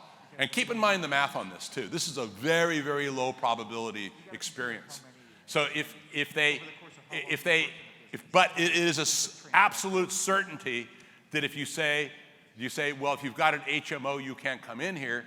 By way of the statistics I just showed you, you're going to confuse a huge percentage of the marketplace and cause them to question whether or not they should come to your office or not, or whether their insurance works at your office or not. So they're going to go to the person in the next cubicle and say, is that the place we're supposed to go? Does our insurance work there? So why are you going to go to Dr. Schroeder's office? You should go to my office. For sure their insurance works there. Any case, anywhere in commerce, if you interrupt the sales process, you're going to lose a lot of people that you wouldn't have otherwise lost, unfortunately. And them being upset, honestly, I'd love to see the case because it's. Well, and if I could interject Please, for a minute. thank you. I've been in this business for 25 years. I've seen multiple millions of dollars transacted from HMO patients to PPO practices, 100,000 times over. Oh, yeah. So I think you do have upset patients. I think there are a percentage of people that are going to be angry that they theoretically wasted their time. But there's going to be another percentage of patients that are thankful for the care you provide them, that they can now compare your office to the previous office. They decide to stay in your office. And it works both ways. So that's why we say don't have a carte blanche, no policy. Let them come in, let them determine for themselves, give them the best care you can. And many of them will switch. They will go to your individual dental plan. They will go to your PPO open enrollment, which is right now, September to November. That's right. You can add the individual dental plan into the mix too, which is just I know you don't want angry patients, but it kind of, you can't eliminate upset people. Corey, you remember that guy, I can't remember who it was, I think somebody in the East Bay of San Francisco who said his best patient in the previous year was someone who came in as an HMO patient, and it turned out the guy ran a hedge fund which only had 5 people working at it, so they couldn't get Delta. He just got an HMO plan because he didn't know what the heck it was. He just got it anyway, came into the practice because he thought his insurance would work well. It was the biggest case the guy had in a year. So I think, really appreciate Corey. I think it's good to not shut down anybody, get them in the door. Keep in mind, your hygienists are sitting around most of the day anyway, particularly in the middle of the day, middle of the week. John. Yes, ma'am. I have a question either for you or maybe even other dentists. We're going to start asking people for jokes with questions pretty quickly. You can't ask a question unless you tell a joke, but please go on. Okay, You String don't have walks to into a tell bar joke and quite asks for a yet. drink. I'm sorry? String walks into a bar and asks for a drink. And so, will you serve me? He said, no, you're a string. We don't serve strings. He walks down the street, ties himself in a knot, fringes up his hair, and says, I need a drink. Give me a drink. And the guy says, no, we don't serve strings here. You're a string, aren't you? He said, no, I'm afraid not. I'm on a joke? Okay, all right. Now, questions for anybody else? Anybody has a question? Okay. Either for you, John, or perhaps other dentists. Now, the problem we have with insurance is we don't ask for insurance information on the phone. They come in, now we try to confirm their insurance. Sometimes it takes us a half an hour, 45 minutes. So the staff says, can't we get their insurance information on the phone? We can confirm it before they come in, and we don't have to take 45 minutes while the patient's sitting in the office. What are other dentists' ideas about that? Joan, go see eAssist outside. outside. Yeah. eAssist's here, right? Go see, yeah, they're here. Yeah. Heck yeah. Outside, in the hallway. And Okay. They do the, Most guys know what the people have anyway, within certain parameters. They don't really care about the nickels and dimes. They just get them in, make it easy. Yeah. You know. We used to have problems on the weekends when they couldn't get verification. Right, that was the stuff like big that. thing. Or evenings. But if it's just a early morning. cleaning, the worst case is you got 3 patients an hour who could be billing $100 per patient and have a possibility of $830 restorative. And if one of them doesn't pay for the cleaning, who cares? You've verified later. You don't do same-day dentistry anyway for a whole bunch of reasons in almost all cases. I mean, there's a few exceptions, but you have time to check it out later. But I can tell you that when the insurance industry bought a certain scheduling program, which we're all migrating our practices out of, online scheduling program, the insurance industry bought it, and the first thing they did is make sure that the questions about insurance stayed in the inflow processes of the scheduling sequence, because they know that asking about insurance causes people to question whether their insurance works or not, interrupts the sales process, and causes fewer people to make appointments by which they would bill against their premiums. So that's why we had to pull them out. Yeah. Oh, good. I really can't see. Hi. Hi. Okay, so 2 things I have to say real quick regarding your insurance. If your people are spending 45 minutes finding insurance, there's a problem with finding that. So there's a lot of things you can use like eCentral and Trojan and all that, because we get it in 5 minutes or less. Faxbacks really quick. Saturday is an issue because there's no insurance, but the eCentral and Faxbacks you can get on an automation, so you don't need a person on the phone. You should be getting those really quick. When I go in for an exam, I better have all my insurance ready to go so I can quote the patient right then and there. So that you just got to get really dialed in. Regarding the HMO, same thing. We never ask a patient on the phone if they have insurance. It's get them in and off the phone really quick. But when they do come in, we never ask about insurance or anything at the front desk. It's always when they leave. We want them to experience the office, because if they have an amazing visit, they're not going to care about their HMO. No. Because most of them have seen their HMO and they know how awful it is. Oh, yeah. So we have an in-house plan that we offer, which is awesome. They can do that. We never charge them for the visit. We always tell them we'll take care of it. And then also, we take Delta Dental because we're kind of grandfathered in, but the fees are so low. I'm not going to turn a patient away if my fee is $1,500 for a crown and I have a Delta fee for $750. I'm going to work with those HMO patients if they stay and do treatment. If they're going to bring it up and talk about, fees, or if they're on a low contracted fee schedule, I'm not going to turn a patient away. I have associate schedules I have to fill, so I'll do a crown for $800, $900. Better than I'll nothing. lower that fee, so it makes it feel like we're trying to work with them, and they don't want to go back to their contracted office. Yeah, I agree with you completely. Just get them in. Most guys really appreciate it. Just a lot of guys are sitting around anyway. Sir, next victim. So in our office, what we do is right before the patient is getting ready to come in, we send them a text message saying, hey, welcome to our practice. Yeah.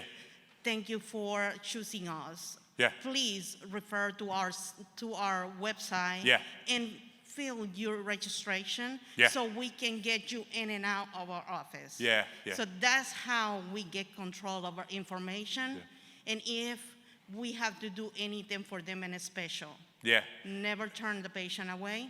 Yeah. Always work with them and get our information up front with a little, tactics. Over the long run, the cancellation, no-show rate, referral rate, retention rate will drop significantly as a result of that, In unfortunately. 2020, we had a full, Yeah. we never Yeah. closed our office. Our office went to 1.5 million just in 2020 when Yeah. a lot of offices were struggling. Yeah.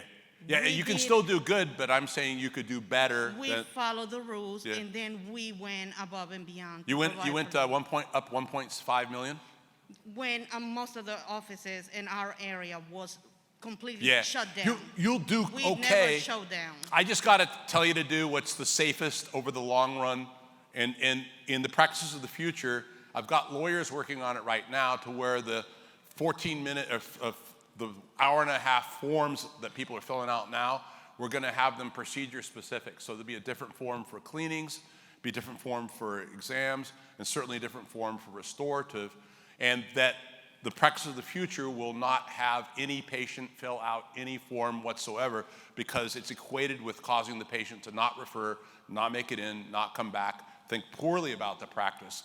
In fact, the practice of the future will have no forms filled out by the patients at all because it's an irritant, particularly to males who are older, get really, and I can't use the word, but very irritated about this, and they're ready to leave the practice. They don't like to do it, and they get mad about it.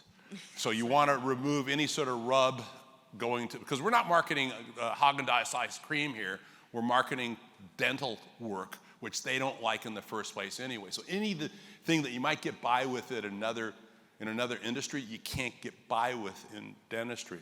So that's, when I get time, I'm gonna give you guys these systems that'll actually remove that process of them filling everything out. Basically, the practice of the future will have a concierge that when they come in, as they're walking, they ask questions, and the person in the office will fill out the form for them just by asking questions, and they sign it. That's Boom, right. they're done. You wanna remove any sort of points of rub points. You want to make it very streamlined, fluid, and no rub points whatsoever. But thank God you're doing well, but I always want you to do better. Yes, sir. It's very nice talking like that, but I think one factor we have to consider, the city or the area we have practice. I work in Los Angeles for more than 25 years. Where do you work?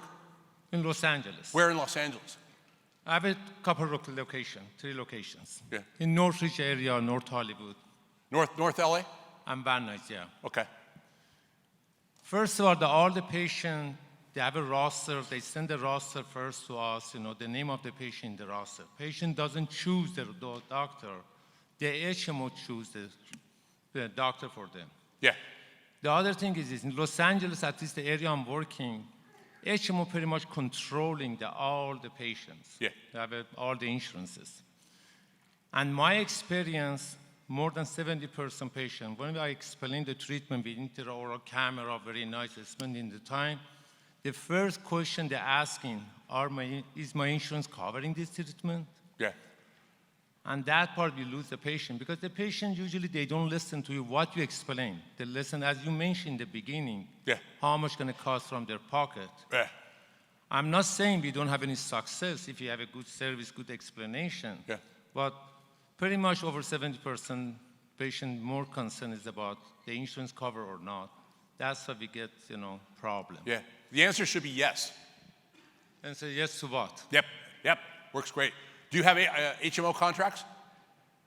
We didn't have, the HMO pretty much control a lot of patient people, especially after COVID-19, many patients, they lost their job, or the company, they changed their insurance to HMO. Yeah. And that's unfortunately, we get stuck with that. Pretty much HMOs, increasing, it is covering more patients, more companies. And that's a problem we have.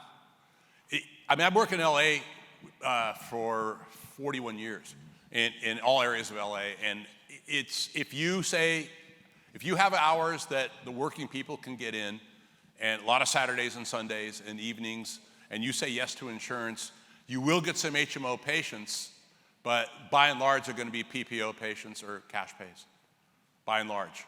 But oftentimes, the net result of your patient flow is a result of the behaviors that you have in the practice. So it's kind of a complex deal, but you cause oftentimes the inflows of patient flows into your practice to be disproportionate to the overall cross-section of the population. So there might be something that you're doing that causes more HMO patients to come in. But like right now, I've got like 60 offices in LA, 50, 60 offices in LA. I just don't see that. They're all around. That's not a problem. So there might be something you're doing that causes that to occur. It's a pretty small percentage. Okay, but anyway, I don't want to take your time, but I have a friend, the different area. No. For example, in the Fresno somewhere, they have it, it's not the same. We can talk to the patient, they can change the insurance, but I don't know. My experience, more than 25 years, I didn't see that picture in the practice because HMO is... Let me give you kind of an example. If you have a practice that if over the phone says it's in the wealthiest suburb of any town, let's say they're in Brentwood in LA, and you have that, and that practice over the phone and by way of their practice policies, they're open up from 9 o'clock to 4 o'clock, Monday through Friday. And if you, over the phone, if the patient says, do you take my insurance? And the receptionist says, I don't take this, I don't take that, we don't take any insurances, or whatever it is they say, all they'll have flow into their practice, and I've seen this a dozen times, is a bunch of seniors who are unemployed who don't have any insurance, who don't work, and they'll define the marketplace as being the only people here as being seniors who are unemployed, where in fact, statistically, that given marketplace will have 80% of the public is working or in schools and has PPO insurance. But by way of their actions in the configuration of their practice, they've caused an inflow of people to be disproportionate to the opportunity. So you probably have to look at what you're doing that will cause this HMO experience to occur. And probably solvable. John, can I say something back here? Yeah, thanks, Justin. Is that we Justin? Have any hygienists in the room? I don't recognize you, by the way. This is Steve. Oh, Steve? Smith Dental Care. How you doing? Oh, I thought it was Justin, sorry. I can't see these I lights. got a joke, but it's not funny, so we'll skip it. How many hygienists are in the room? Raise your hands, raise them high. Any hygienists? Keep your hands up if your patients remember you. You're right, man. I love you, but it's not true. Not true. 90%, that's 40 years of data. Yeah. I'm sorry, it's just not true, and I'm not here to try and be a jerk, but here's the reality. It's not true. If you have patients mad at you because of you tell them you take their insurance and then you don't, even if you don't charge them, or if you're having issues with insurance, you're trying to treat a symptom, not the problem. The problem is trust. Yeah. You've got to build the trust from the beginning. And this is a guy you got to listen to too, because we opened up his like 4th or 5th office for him down in Georgia, and I think that very quickly, only after being open about 14, 15 months, it's going to be doing about $1 million a month. So he knows what he's talking about. But I promise. Okay. No, it's my team. It's my team over here. I didn't do anything. Really I promise it's about trust. And for every one angry patient you have that you came in and gave a free cleaning because they have an HMO, I guarantee you've picked up 5 if you're doing it the right way, and it was 7 o'clock on a Friday or 10 a.m. on a Sunday. If you have the hours and you build the trust, you might have an angry patient here and there, but for every angry patient, you're going to pick up exponentially more that are happy, that are going to drop their HMO insurance and use your discount plan. Yep. If you have issues with patients, you're in the chair explaining something to them and they have questions about insurance, it's because you didn't build the trust on the front end. It's because your staff isn't handing them off correctly. I promise you that 41 years of data is not going to lie. Not going to lie. And if you're here to pick and choose the smorgasbord, you're going to leave here and you might do a little bit better. But if you really break your brain and listen, I promise you, John will make you more successful if you listen to half of what he says. Well, probably should listen to a quarter. But on your issue, though, let's talk about it at the break. Sir, let's talk about that in the break. I'll figure out what it is. We'll get it fixed. It'll be fun. It's always fun. John? Anyway, oh, yeah. Right over here. Oh, man, you know I really can't see. Oh, hi. Hi. So we get a lot of HMOs. You get a lot of what? We get a lot of HMO patients who come to our office. Yeah, where's your guys? We are in Folsom. Folsom? Yes. Yeah. Expressions in Dentistry. Yeah. We Cool. do get the cards. We don't say anything to them, even though we know we don't take that insurance. Yeah. We let them go back there, have a good experience. Yeah. Because chances are they've already been to the office that they're assigned to, and they didn't like it. That's why they're here. Yeah. We let them have their experience, and then when they come out and they had a great experience, and we tell them no charge for today, but we do have this great Premier plan, and we'll put them in our office plan and give them 20% off a treatment and 2 free cleanings. So I want to say that it's about 80 to 90% that will sign up for our Premier plan right that day. Completely agree. God bless you for saying that stuff. It's really cool. Really, really cool. And I should have mentioned that to you too. If your individual dental plan, just switch them over to your IDP, or get them to go back to their employer and switch you over to a PPO. Either way you do it, but don't say no. Don't interrupt the flow. Make it easy on them. They'll make it easy on you. This talks a little bit about improving secret shoppers and how it'll cause your new patient flow to go up. And if you don't have good secret shoppers, your new patient flow will go down. Now keep in mind, this is out without regard to the quantity of marketing we do. The practices are acting as a governor. They're restricting flows by having bad phone calls and by having no appointments. It restricts the flows that would have otherwise occurred.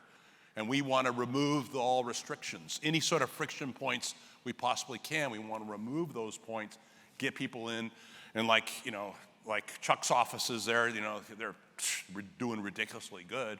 They just remove the flow. They remove all the friction points. Simple. Super, super simple. Get them in right away. It tells them you're available. Really, the only competition most practices has are themselves. Just give the patient what they want. I mean, I don't want to be dramatic about it, but you guys got it really good right now. If you take these steps that we're talking about, your world will change, but the conditions under which we're going to succeed may not exist in the near future. So the time to hop on this stuff is not weeks from now or years from now, it's today. If there's a better way, you do it today, because what the heck? We know the conditions now are really, really, really good. You may complain about compensation from Delta, and it will continue to go down, but there are solutions to that.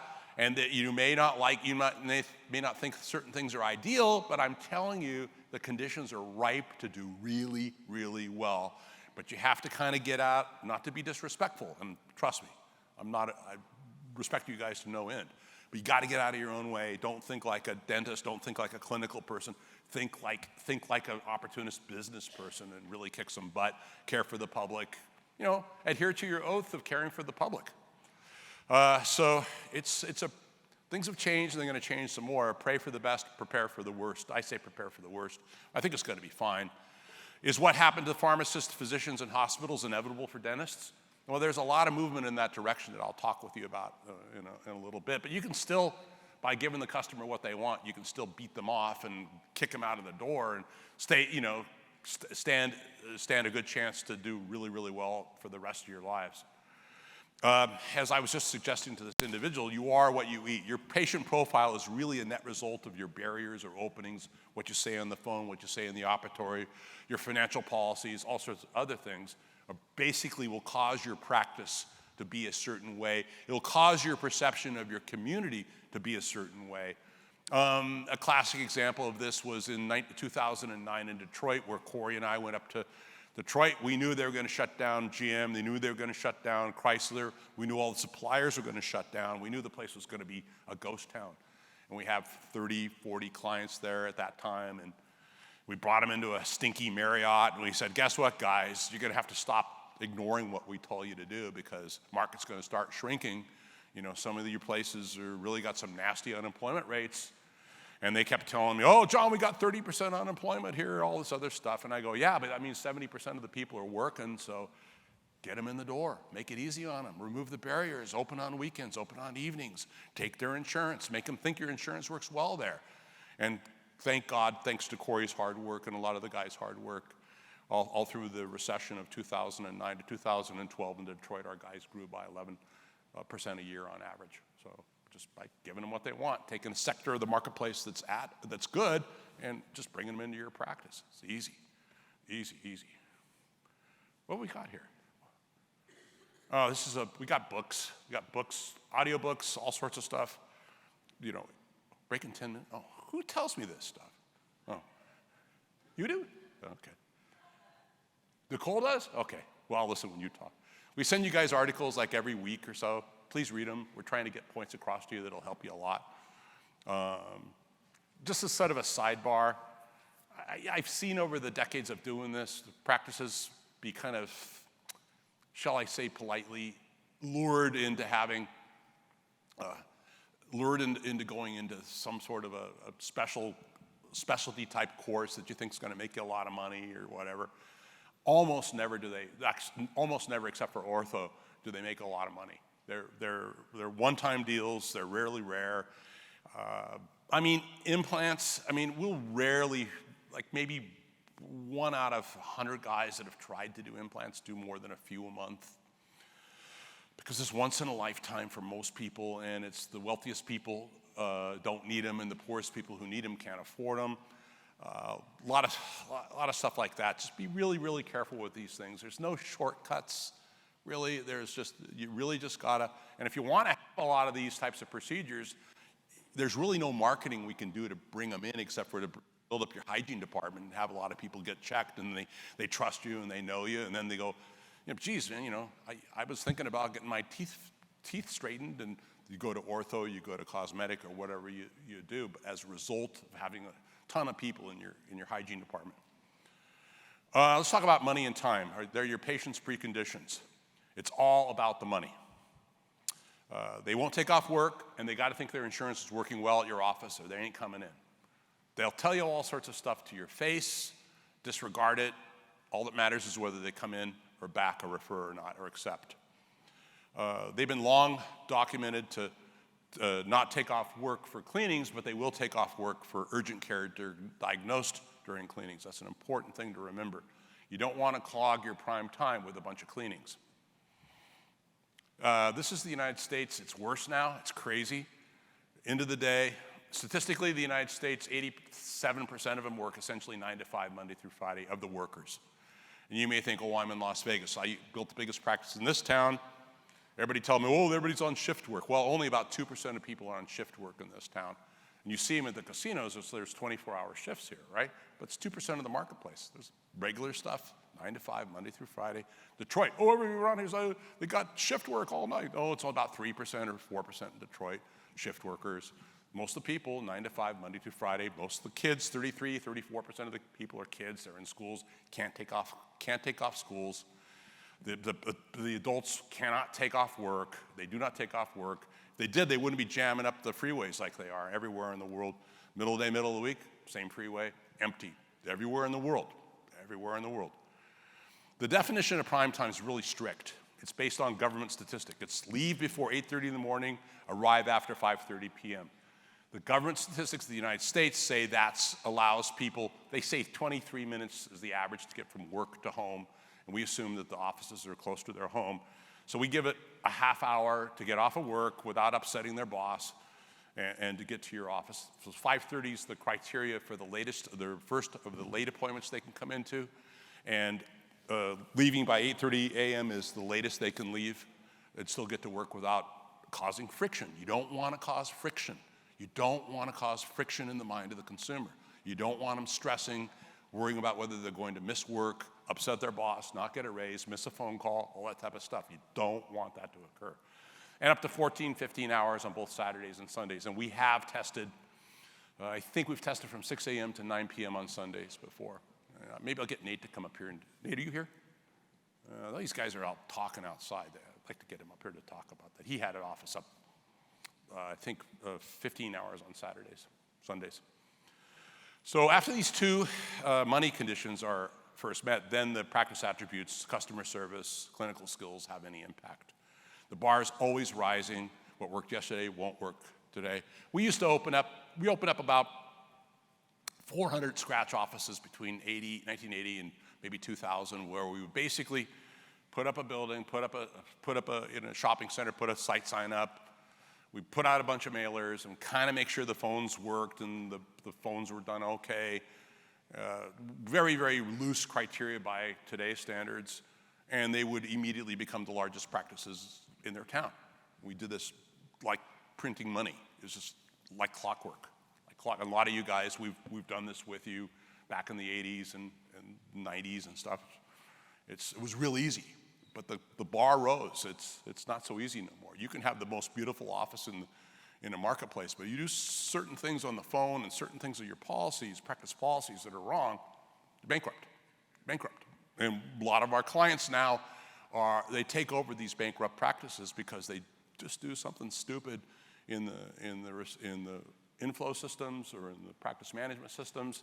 They bankrupt. We just take them over, take over the chairs, take over the rent, get a nice office for nothing.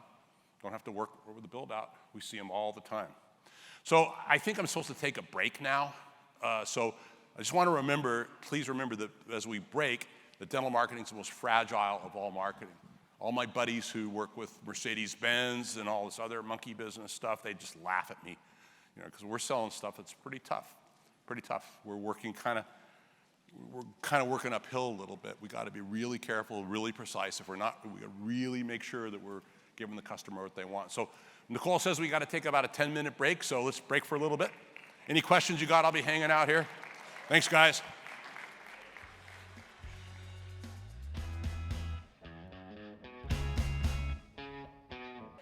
Patients are very, very suspicious, questioning, suspicious. You got to be really careful.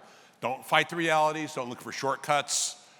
Make it easy on the new and returning patient public, and they'll make it wonderful on you. Your life will be better. And you know, Sharon, you know why I do this stuff, because guys like you, I hate to say it, so really not in good shape.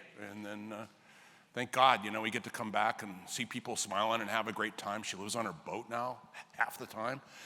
It's good with me, man. That's what we do this for. It's a lot of fun. And, guys out of the chair, there's probably 50 or 100 guys in this room or hanging outside there that are dentists and longtime clients of ours. They don't work anymore. They don't touch patients anymore, or very rarely do they touch patients. And I want to get you to get to know these guys. Because I'm just a stupid marketing guy, and I can only tell you so much. And, but these are guys that actually live it and breathe it and do it and can guide you ahead, because this is what I didn't understand about dentistry, because I didn't have that great of grades when it came down to chemistry and biology and stuff like that when I was in elementary school and high school. And so I always thought, well, these guys are phenomenal. They're going to get into med school, get into dental school.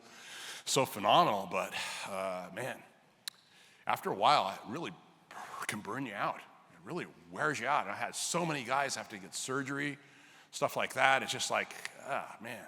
So whatever we can do to get you out of the chair, but you're going to have to build up your practice so you can have more associates before you can get out of the chair. The ratio is, simplistic ratio is you have to have 3 doctors to replace your own income. But we have had cases where 1 doctor or 2 doctors do it, but it's more commonly 3, where you can leave the chair and have your income retained. And of course, if you get 4, 5, 6, 7, your income can double or triple versus what it used to be. It's a pretty predictable mathematical formula. Add hygiene. Per 200 hygiene appointments, you got to have 1 doctor, and that 1 doctor should produce somewhere in the neighborhood of around $1 million a year or something, and you got to pay them. That's including hygiene. Say 1 million, say 880, something like that. Anyway, it's a pretty precise formula. The door won't open unless all the digits are properly hit. It's not a smorgasbord. Don't pick and choose. Don't think you know more than we do. If you did, I'd hire you. It's just, we've been doing this a long time. We won't tell you to do nothing if it hasn't helped a lot of people over a lot of years, a lot of ways, without exception. If there's exceptions, we'll tell you about it right away. I don't want you I don't want you having problems. I want you really enjoying your life. So our guys, in quarter one 2008 versus the beginning of the recession, which was quarter one 2009, grew 17%. So this is when they're shutting down businesses, the banks are folding, you couldn't get a mortgage. The economy was just horrible in early 2009. Horrible economy. But nevertheless, our clients continue to grow at the same rate. So how would you explain that? I couldn't figure it out. It took me a long time to figure it out. But what it really was, if overall demand per marketing event dropped from, let's say, 200 new patients a month to 100 new patients a month, but our practices could only process 50 patients anyway, it had no impact on their growth level. And if they were to increase that capacity process from 50 to 60 to maybe even 70 patients per month, it would basically, they would grow at that rate, but they wouldn't, but the downturn in the economy really didn't affect anybody, and they did well. I mean, we didn't have anybody come close to having any sort of a problem during the recession of 2009, 2010, 2011. We just grew, did really, really well. So really, it inadvertently gave us the clue that the capacity inflow systems of our practices were basically were restricting the flows of patients, and that if we could manage the inflow systems better, that we could actually cause the practices to grow quicker than would have otherwise been the case. If that makes sense to you. It's every practice has a finite number of appointments that are available per month or per day, per week or whatever. And no amount of marketing can surpass that number of openings. So the theories are that if you increase the number of those openings and you market appropriately to fill them, they'll fill, particularly if they're evenings or weekends. It's just, and so using this thought process, we started testing opening scratch offices by preloading them with a number of appointments that the marketplace wanted, and we just said, okay, this is the amount of marketing we got to do. We fill it. I opened one in Honolulu a couple of weeks ago. It filled it. It was lower than I expected. It was in a tall building, so it's kind of hard to do. But 50, 60 new patients a week. I think it was 80 patients the second week. It ought to be like about 300 first month, something like that. But that's all very predictable. Justin will probably tell you about the time. I'll tell you here in a couple of seconds. We got 1,000 new patients first month. In Guatemala City, we got 1,500 new patients first month. It's all predictable. It's all math, but it's the amount of appointments that you have. You just got to have the right appointments, market to fill it, they'll fill. Don't obstruct them. But basically, this caused us to think about the whole practice growth process in kind of a different sort of a way, where we said, well, look, all we got to do is open these appointments. We'll market to fill them. And I'm trying to think of a polite word to use where I don't offend anybody, but let's say it's a gutsy thing to have, take this leap of faith and hire whatever it is, $400,000 worth of staff per month with no patients. But if you don't have that staff there, you don't have the appointments open, you can't fill them. So it really has to be there. And there's a different way to look at things, but it's the only way to look at things. So what if you opened your door with 3 full-time dentists, 6 full-time hygienists, opened 96 hours a month and had no patients? First month payroll, $400,000. We do this type of stuff all the time now. Scary as all be. But Justin, who I think is going to speak tomorrow, I'm not sure when he's speaking, we didn't do that much marketing. 750 new patients, $930,000 in production. We bet a beer, of course a non-alcoholic beer, that he could do it. And I gave him the $1 million at 9:30. You got it. I bought the beer. It's pretty good. Yeah, you could do it. We do this type of stuff all the time. A lot of the guys in this room you can talk to, we do it. But it's the same dynamics. If you're adding an associate, it's basically you're adding a scratch practice on top of your existing office. You have to follow the formulas where you got to add a couple hygienists and 1 doctor. Then you fill the appointments, have the doctor check them. Before you know it, you've got yourself a second practice on top of your existing practice. And before you know it, you do it again. If you pre-appoint properly, you do it again. And again, before you know it, you're out of the chair. It's pretty easy. It's pretty precise formula. It's been done a lot of times now. A lot of times. So this is, if you think about it, when these guys are opening up these huge businesses like Walmarts and Bass Pro Shops and stuff like that, these guys basically front load these stores with $500 million worth of inventory, construction, training, real estate, all the crap. It's a lot of money before any patient, or in this case, any customer gets there. This is the first day of this place being open. It's filled. I mean, it's just filled with all sorts of people. Filled with all sorts of people. But if the staff wasn't trained and the shelves weren't full, there'd be no way the people would come back. There'd be no way the people would tell others to go there. So it's a gutsy, risky deal. But that's what you have to do. So a dental office is the same way. You got to pre-stock it with things that the customer wants. The customer wants cleaning appointments that don't make them take off work. You got to make a ton of them. The more you make, the more you fill. Of course, there's a proportionate amount of marketing you got to do and stuff like that to fill it. But the cost of the marketing is like maybe 1/10 of what it would cost if you would have bought the practice. So it's sort of dumb not to do this. Sort of dumb to buy a practice, if you ask me at this point. And then most guys who buy practices, they lose all the patients anyway. So why not do it the right way? Let's talk about math and media, how media works. And in my own grad school, we have to get on the deans because they haven't been teaching the people properly about this lately, because the interns come in, they don't know what the hell they're doing. But you want to spend the least amount of money, and it's a calculation, to reach actively reach the most number of people who are likely to be your patients or your new patients or returning patients. And that doesn't mean going out, it means not going outside of a radius of about 30,000 households, something like that. And we actually, when I first started opening practices in the early 1980s, I used to get push pins and look at the addresses of patients that came in and put it on a map and see where they came. And they didn't come very far. They didn't cross rivers, and they don't cross freeways as much. Now we got computer programs that can show it, but it's about the closest, 70,000 people, something like that. That's your patient, maybe 100,000. That's your patient base. That's your marketplace. That's your marketplace. Not much more. You got to use media that actually reaches the people, actively reaches out and grabs people. That's why, we put that great bus out in front of your office because you're in the tall building. That's why we put sight signs all the time, banners all the time. Banners are probably the best, most cost-effective marketing you can do. We've got banners out there that $375, they're seen by a couple 100,000 people a week. It's active, real, live, moving marketing causes action to occur. E-blasts are really good, texts are good, billboards are really, really good.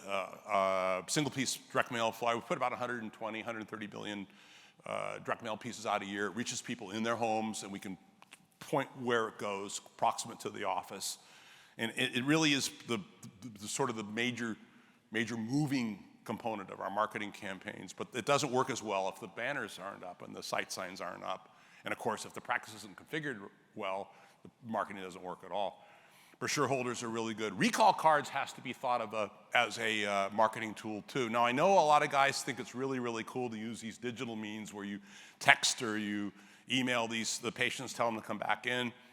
I think it's back to the future time, and I'll show you this in a couple of minutes. I think it's unwise to only use that. I think you got to continue to use that, but I think the 1970s, 1980s approach of sending postcards out that are also marketing tools is a lot better than in the old, where they used to do it, where as the patient leaves, you have them write in their address, and then you put it in a file and send it out to them. It sounds archaic, but the email blasts are getting lost. The texts are getting lost. They're getting spammed out. It's not a waste of time. I'm not saying don't do it. I just don't think that you can rely on that anymore. You got to use something more active and more aggressive. Magazine ad, newspaper ads, radio, social media, SEO, stuff like that. It's buried. A lot of people think that, oh my God, I got a lot of people from my website. Well, you take a look at it, and we've analyzed this. We used to own top of Google for about 3 years, 2 years, or something like that. And we used to see what happened. And the people use search terms that are not SEO related.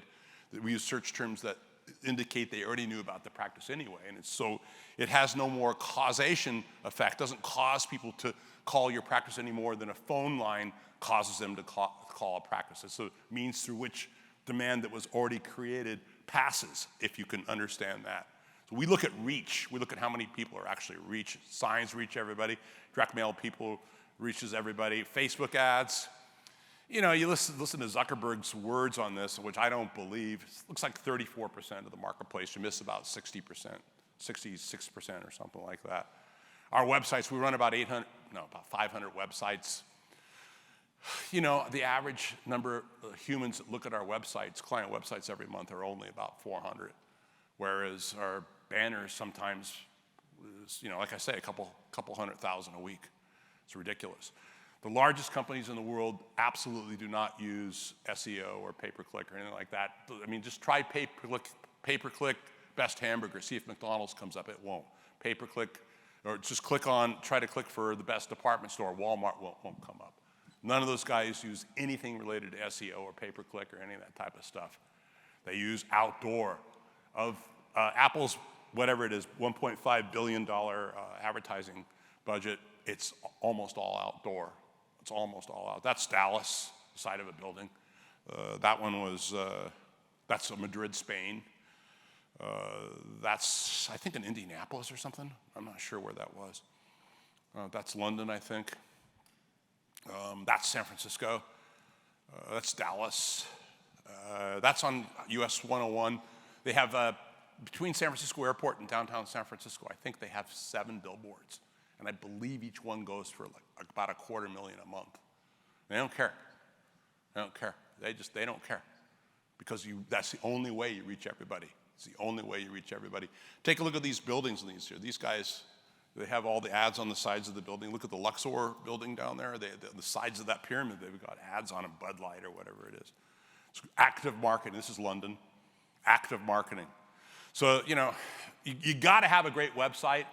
And I'll show you some really cool stuff where you can actually schedule directly from the website. It's very important to do, important to have, but you have to understand it, that it's not a means that reaches out and grabs the patient and brings them in.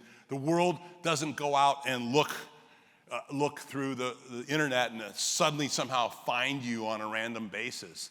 You have to reach out and hit them with direct mail, with sight signs and things like that. A lot of our guys very wisely have vans and trucks and things like that where they have ads on. I'll show you examples of that this afternoon. But, you know, that stuff's not that much different than the Yellow Pages was 20, 30 years ago. Now they've figured out, well, instead of having 50 ads in the local Yellow Pages, there may be one, and it's insignificant, very insignificant. We're not anti-web by any means. We have this. We want you to have a good website, and it's got to be used for appointments, and we want you to move to in fact, the guys are here, those guys called TrueLock out there, they've got a couple really cool things that I'll show you in a couple minutes, but they actually have a website that's seamless, that schedules seamlessly, doesn't ask you for a bunch of insurance information, goes right to the appointment, make the appointment without a problem, and it's good. It's really, really good. The one that's called Local Med was bought by Delta. And as I said before, they've got a bunch of impediments in the website that we asked them to take away. They won't take away because they don't want people to actually make appointments.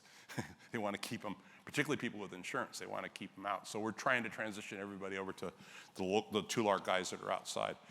And this is what's really interesting. We ran a study of these guys just over an 11-day period with only, you know, maybe at first when we only had maybe a couple dozen people who had the online appointment things, and we found that a third of the appointments were being made in the middle of the night. We think those guys wouldn't have otherwise contacted the office. So this is a big deal. Very, very important to have these scheduling things. This is some of our websites that we have for our companies, for our clients. They're pretty good. I'm going to have them upgraded a little bit here. Should be pretty good. And most of these you can make appointments online.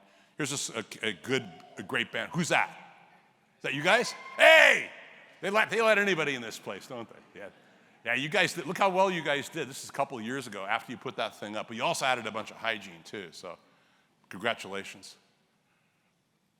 This is the guy, what's the guy's name? Elon Musk. He says he doesn't market, right? But guess what? This is a rocket ship. He took off from Vandenberg Air Force Base, and he shot it in such a way that it would light up the sky in San Francisco, right? So because it was in the sky when the sun hit it, but it was dark in San Francisco, so it like, whoo! So no one, you can see it from everywhere. You go, what the hell is this? That's great marketing. He's going to shoot the rocket up anyway. He just intentionally shot it at that time in that direction so he could get a lot of media out of the deal. So it's very smart marketing, very smart marketing. We had 1,624 busy signals during 2019. Answering machines are busy signals. This is what these guys are doing now. Okay, this is this TrueLark company back there. They're one of my best buddies runs from grad school at Northwestern. He runs now the largest marketing firm in India. And he and I are very close. We have a charity hospital in South India, and we've been closest to friends forever. And a lot of you guys know him, Mr. Swami. And he and I, one of his buddies' sons set this thing up, and it's really ridiculous. So we trust him, and we know that if something screws up, we can call his father and get his father to beat him up. But what it does is, and we had it in trials at a lot of offices, is where if they call from a cell phone and get a busy signal or answering machine, which happens a lot, and you don't know it because you don't have any record of it, it intercepts the phone call and texts the caller back and says, hey, you want to make an appointment? And well, if so, push this button. And you push this button, it goes right to the scheduling thing. So it would have been lost. It would have been lost as a busy signal or an answering machine, but instead it gets converted into this ridiculous right into the schedule. So, we ran a trial on it a few weeks ago. It's new, and I don't expect there's going to be problems with it because these guys are pretty good, and they had pioneered the device in the, what's it called? What hair salon, health and fitness industry. They had a lot of them in that, so it's pretty damn good. So they made 121 appointments in 3 offices in, I believe it is over a 1-month period, that would have otherwise been lost. And it's reschedule and new appointments. It's something really to look into. Very exciting about that. And this is some of the online scheduling stuff we do. But just remember, there's no media, managerial, advertising, or clinical shortcuts. If there was, we'd find it first and give it to you, or we'd try to sell it to you, or something like that. But no lasers, no hot towels, massages, no implant courses, no beautiful art, no gift boxes, no TVs in the ops. None of that stuff's going to make a big difference. You got to get to the fundamentals. Get them in, get them out, be moderate in your case presentation, rock and roll, make things happen. We want to talk about how you track your marketing results. Whenever a patient's behavior is tracked, there's almost always also a result of many hundreds, if not thousands, of prior marketing and in-office stimuli. So for someone to say, the reason I came in the door is this, is ludicrous. It's factually invalid. It's a fatal flaw of logic. This will give you kind of a sort of a sense of what I'm talking about, particularly if you've got a sight sign, or particularly if you've got a big office with a lot of people talking about how great you are and things like that, and then someone says, oh, I came from your flyer. Well, that flyer would not have worked as well if you didn't have a great office and people hadn't prior said you're a wonderful place, right?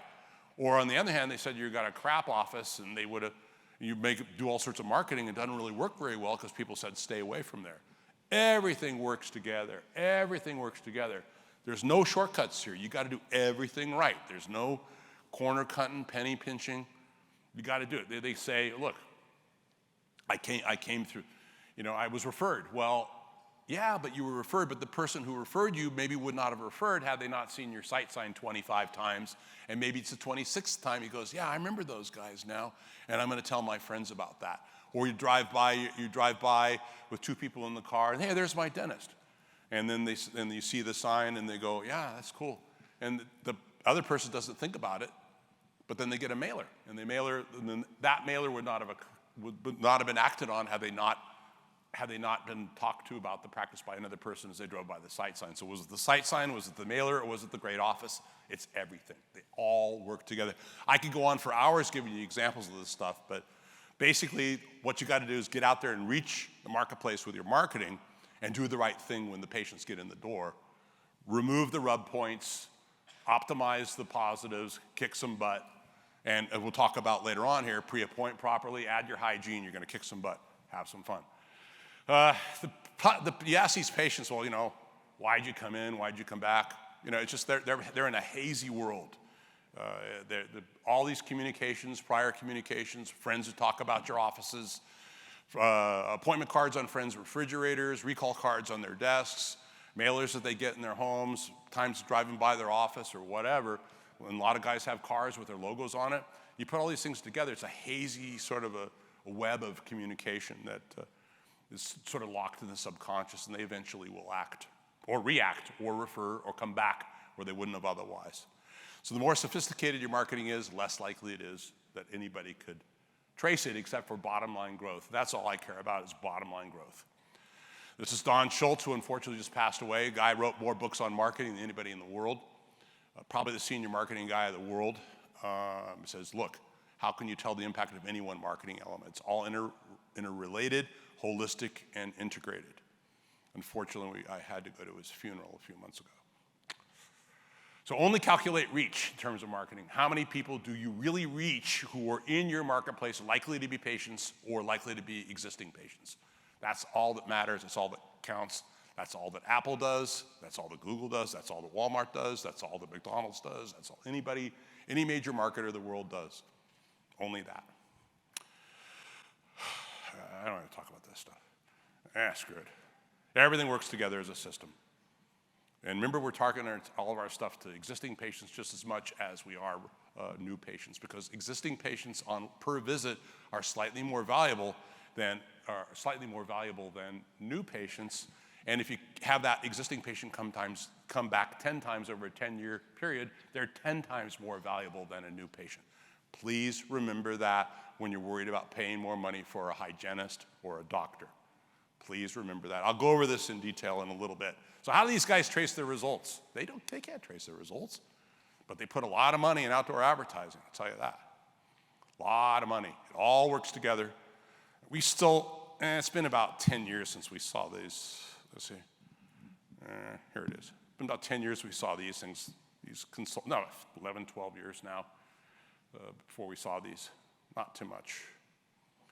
A lot of this internal company email things are really powerful, where and we had a case, and I was telling some people about this, and I hope I'm not repeating myself, where we opened up for Chris and I are out in Maryland. We opened up about 29 practices, and one of them was, we got them all to about 300,000 first month, pretty regularly, and it was up one that was opening up, and basically, I was checking on it. I went out there when it was about 10 days old, and I was seeing how the flows were and so forth. And they were telling me they had 100 patients or whatever it was, and they said, so we found something kind of interesting, John, of these 100 patients. 50 of them came from one employer, and it happened to be Geico, the insurance company, which is 15, 20 miles away from the office. But so it was certainly nobody that we mailed to, but apparently one person who we had mailed to or just saw the sign and came in, we don't know what happened. He came in and was so blown away that apparently he did this. He did this mass referral with lightning speeds where he basically sent out an email to everybody in the company, pushed a button, bingo. And they just, because we could tell because it had multiple, I think 50, 55 or 60 insurance ID numbers that came from that same employer in the first week. So we knew this had to have happened. Another way we look at how the referral is really working is by multiple surnames. If you have multiple surnames, you're getting a lot of referral. Watch that. But the thing about this thing in the business is it's not like a Yelp review or something like that. It's a real guy who's got the same insurance, has the same hours as all the other employees, who says, our insurance works well here. They don't make you take off work, and they're really good, and they probably say something about no pressure, nice people, all this other crap, got out within an hour. Bingo, they hit it like this and hit 1,500 people. You get a lot of people, but you can't, my point is you can't shortchange the public.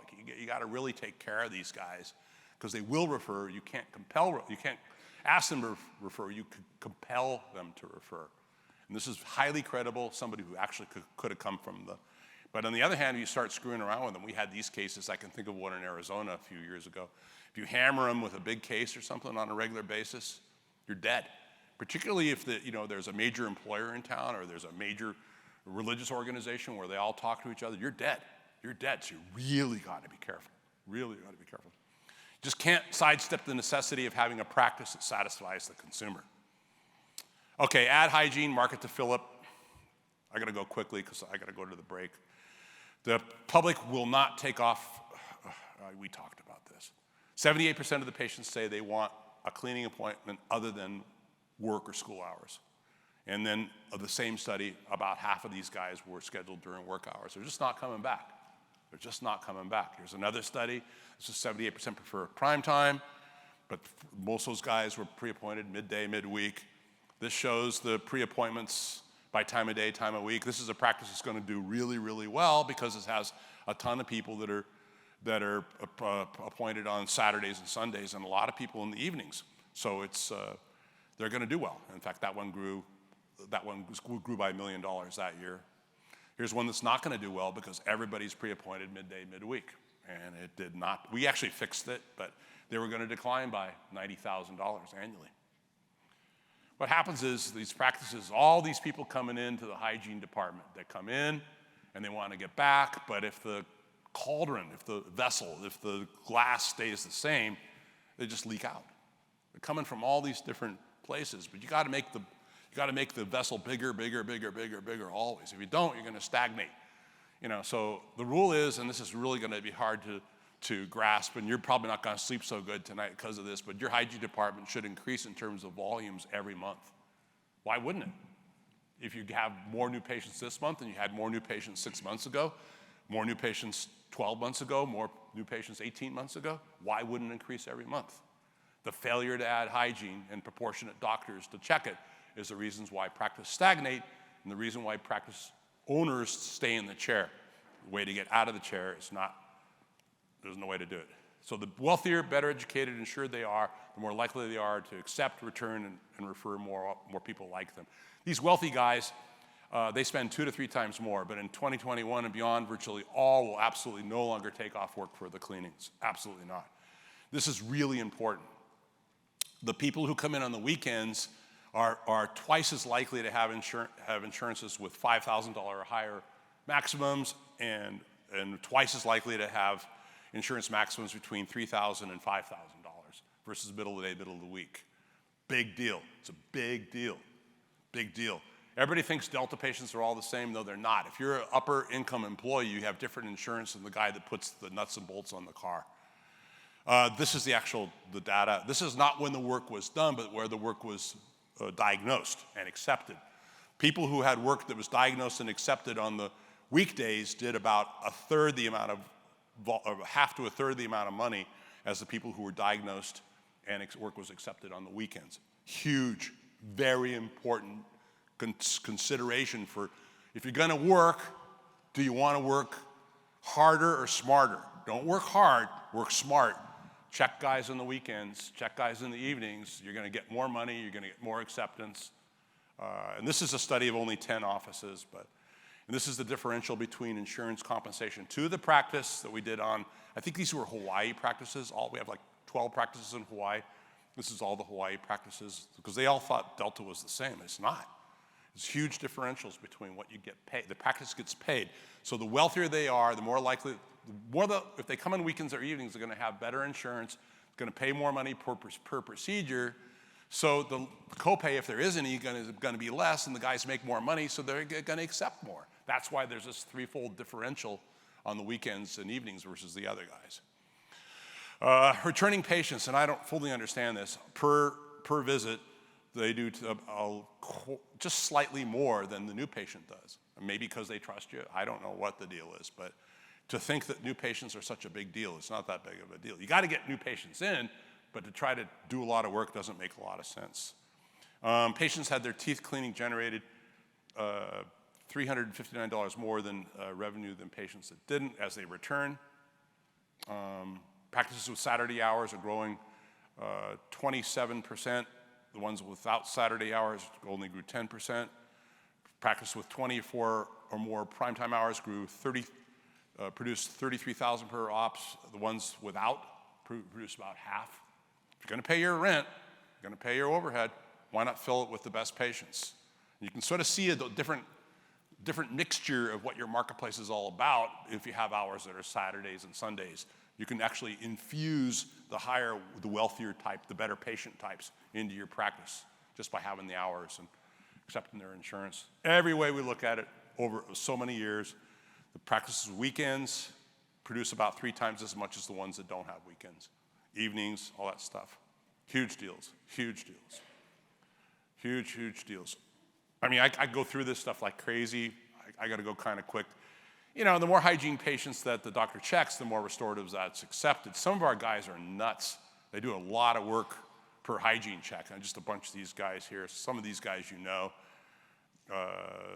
Some of them are here. My goodness. They do really, really well.